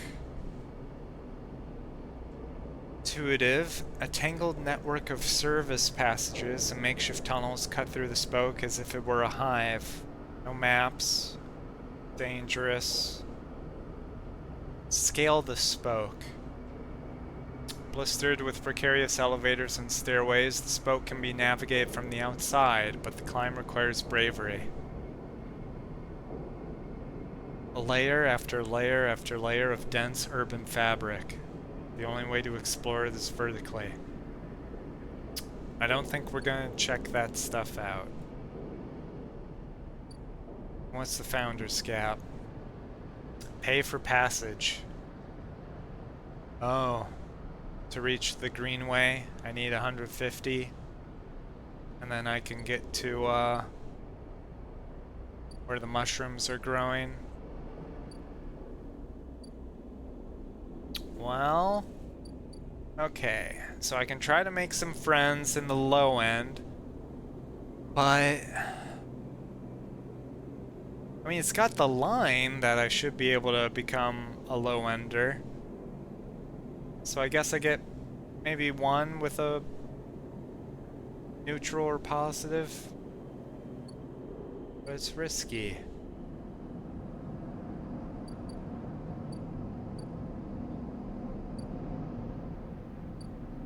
But here, this work is safe. I can become the welder's mate and earn money.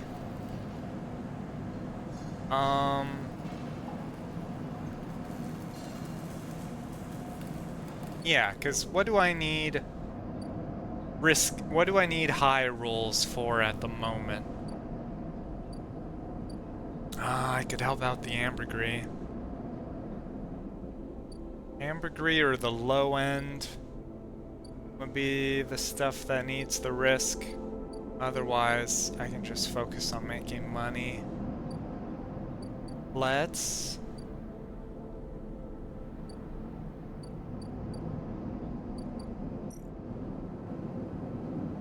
I liked Ankita. I want to help Ankita.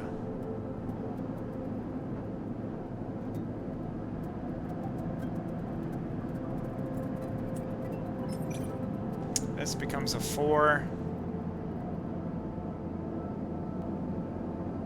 By 25% chance of being grounded. No, let's spend the rest of this on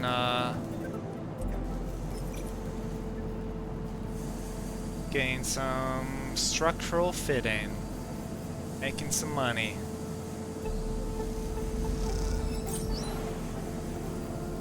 Okay, positive, nice. And with these,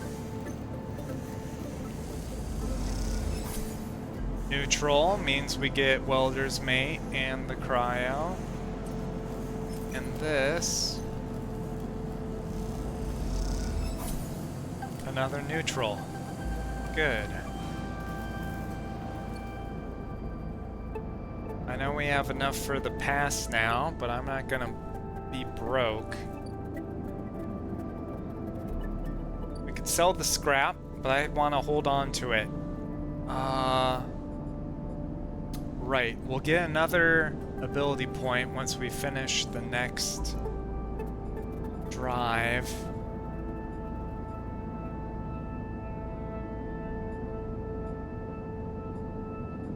Well, I think the tracker's gonna get resolved tomorrow one way or another. Let's find out how that goes.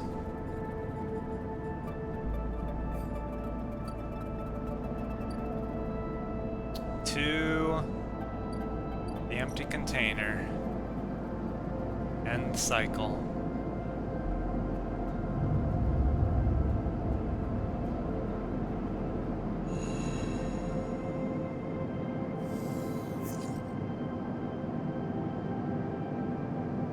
Okay.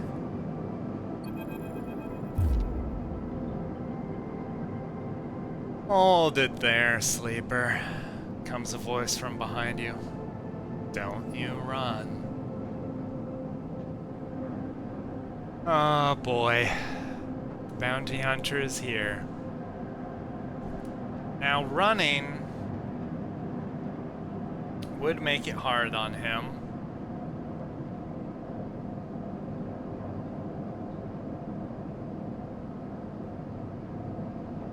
I don't know. I mean, I know he's saying don't you run in his own self-interest, that he doesn't want, he just wants a nice and easy job. But also, in media, whenever somebody says don't run, and then they run, it never goes well for them. So, I'm just gonna stay still.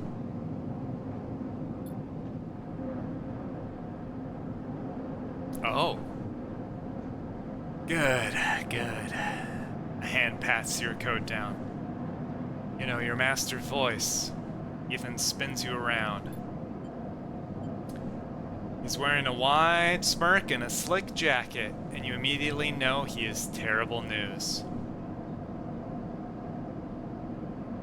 You got all the way out here, and then stayed put? He laughs a cruel laugh. That sleeper thing? You're my first. You barely hear him. You've noticed the handgun he has leveled at your chest, and it's hard to take your eyes off it. He reaches down with his other hand and slips some kind of a rein out from a belt loop without taking his eyes off you. Making it to the eye, though. It's pretty good. This place isn't so bad. Bars, markets, people. I pull most of my contracts out of asteroid caves or off of godforsaken moons. He splits the rein into two perfect circles. It's hard to hit civilization when there's so much space to pass through. Stay silent. He reaches over to slide the reins around your wrists. Go easy. Nope, I'm making a break for it. Fuck this. You see a chance the moment his eyes leave you to watch the reins, you spin, knocking him away and sprinting down the corridor. Then the shot rings out, echoing off the metal so loud it hurt your ears. A bullet hole smokes in the wall beside your head. You freeze, and Ethan closes the gap. This is all a very boring routine.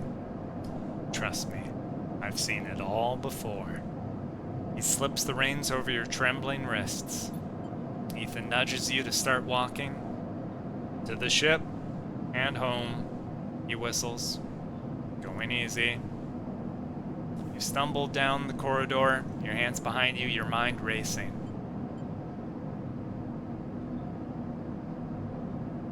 I know who hired him. I don't think begging will work. Maybe we can work this out. can we? I don't see much in the way of assets in your possession. Ethan yawns and continues to nudge you down the corridor. Shame to come all the way out here just to head back to SNARP right away. That tracker of yours makes this too quick. Was hoping you put up more of a chase, you know? A running battle through the bright market maybe, or a holdout in the low end. There's a few establishments I would have enjoyed checking out while I asked around. You walk on in silence for a little longer, desperately trying to think of a way to escape. That SNARP tracker will be the death of you. Man, I fucking helped Fane. Fuck Fane. That little guy on a revenge mission without thought for where it's gonna get him, and certainly not for where it's gonna get me, other than how far he can use me. Guess I really should have run. Well, darn. Hey, I have an idea. Ethan interrupts your thoughts. How about on the way back to the ship we stop for a drink? I'm buying. He laughs at his own joke. Well, maybe Tara will help us at the bar? I have a better idea. This better not be one of those where you do a dramatic pause and then try to jump me, because I'm pretty tired of that. Although, muses Ethan, I've got myself thinking, what's the rush here? Here we are in one of the most lawless joints in the surrogate systems, and we're heading for the exit. He pauses and you trudge on in silence. Okay. Here's the idea, starts Ethan. You and me, we make a little agreement. Here are the terms. Turns you to face him. You run, or leave, or try to abandon the eye, I shoot you. You plot, or scheme, try to kill me, I shoot you. But, he smiles. You come meet me at an establishment of my choice every few cycles, and you pay my tab, I don't shoot you. You don't pay my tab. He rattles his handgun. You get the idea. I get it. Okay then. That sounds to me like a deal. He stretches. You know, I really thought I was gonna have to kill you. But this is so much better.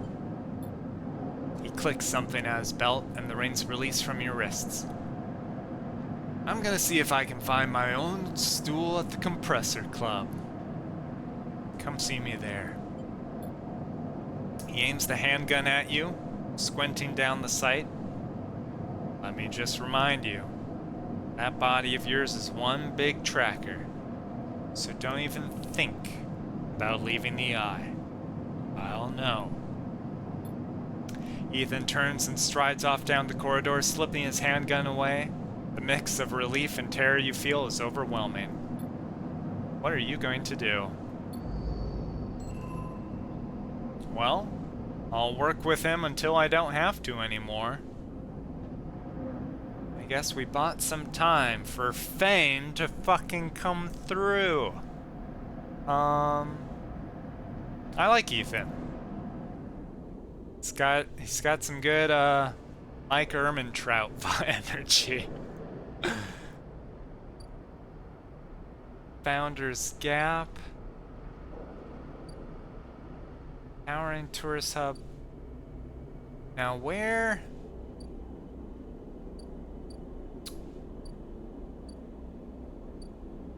Oh, this is the Compressor Club. Oh no. The Overlook Bar. This is new. You see Ethan at a distance shouting from the bar for more drinks. This bill isn't gonna be small, is it? Okay, but I can't do anything yet. But I gotta make money.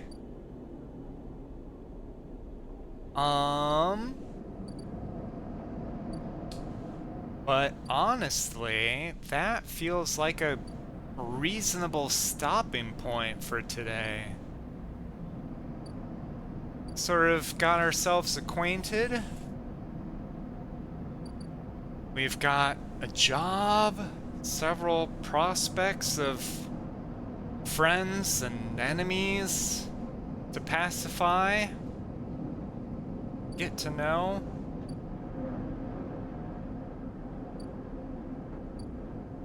What's going on? But there's still the hunter after us. But maybe hitting max with that hunter won't be such a bad thing either. Maybe there's a way out. I don't know. Okay. I am very much enjoying this game. I hope you are too. Thanks for watching, Skellywags. And 100 streams done. Here's to many more. Alright. I think I'll be trying to do some Fire Emblem tomorrow, so you can keep an eye out for that. And I'll see you then. Have a good rest of your day, Skellywags. Bon voyage!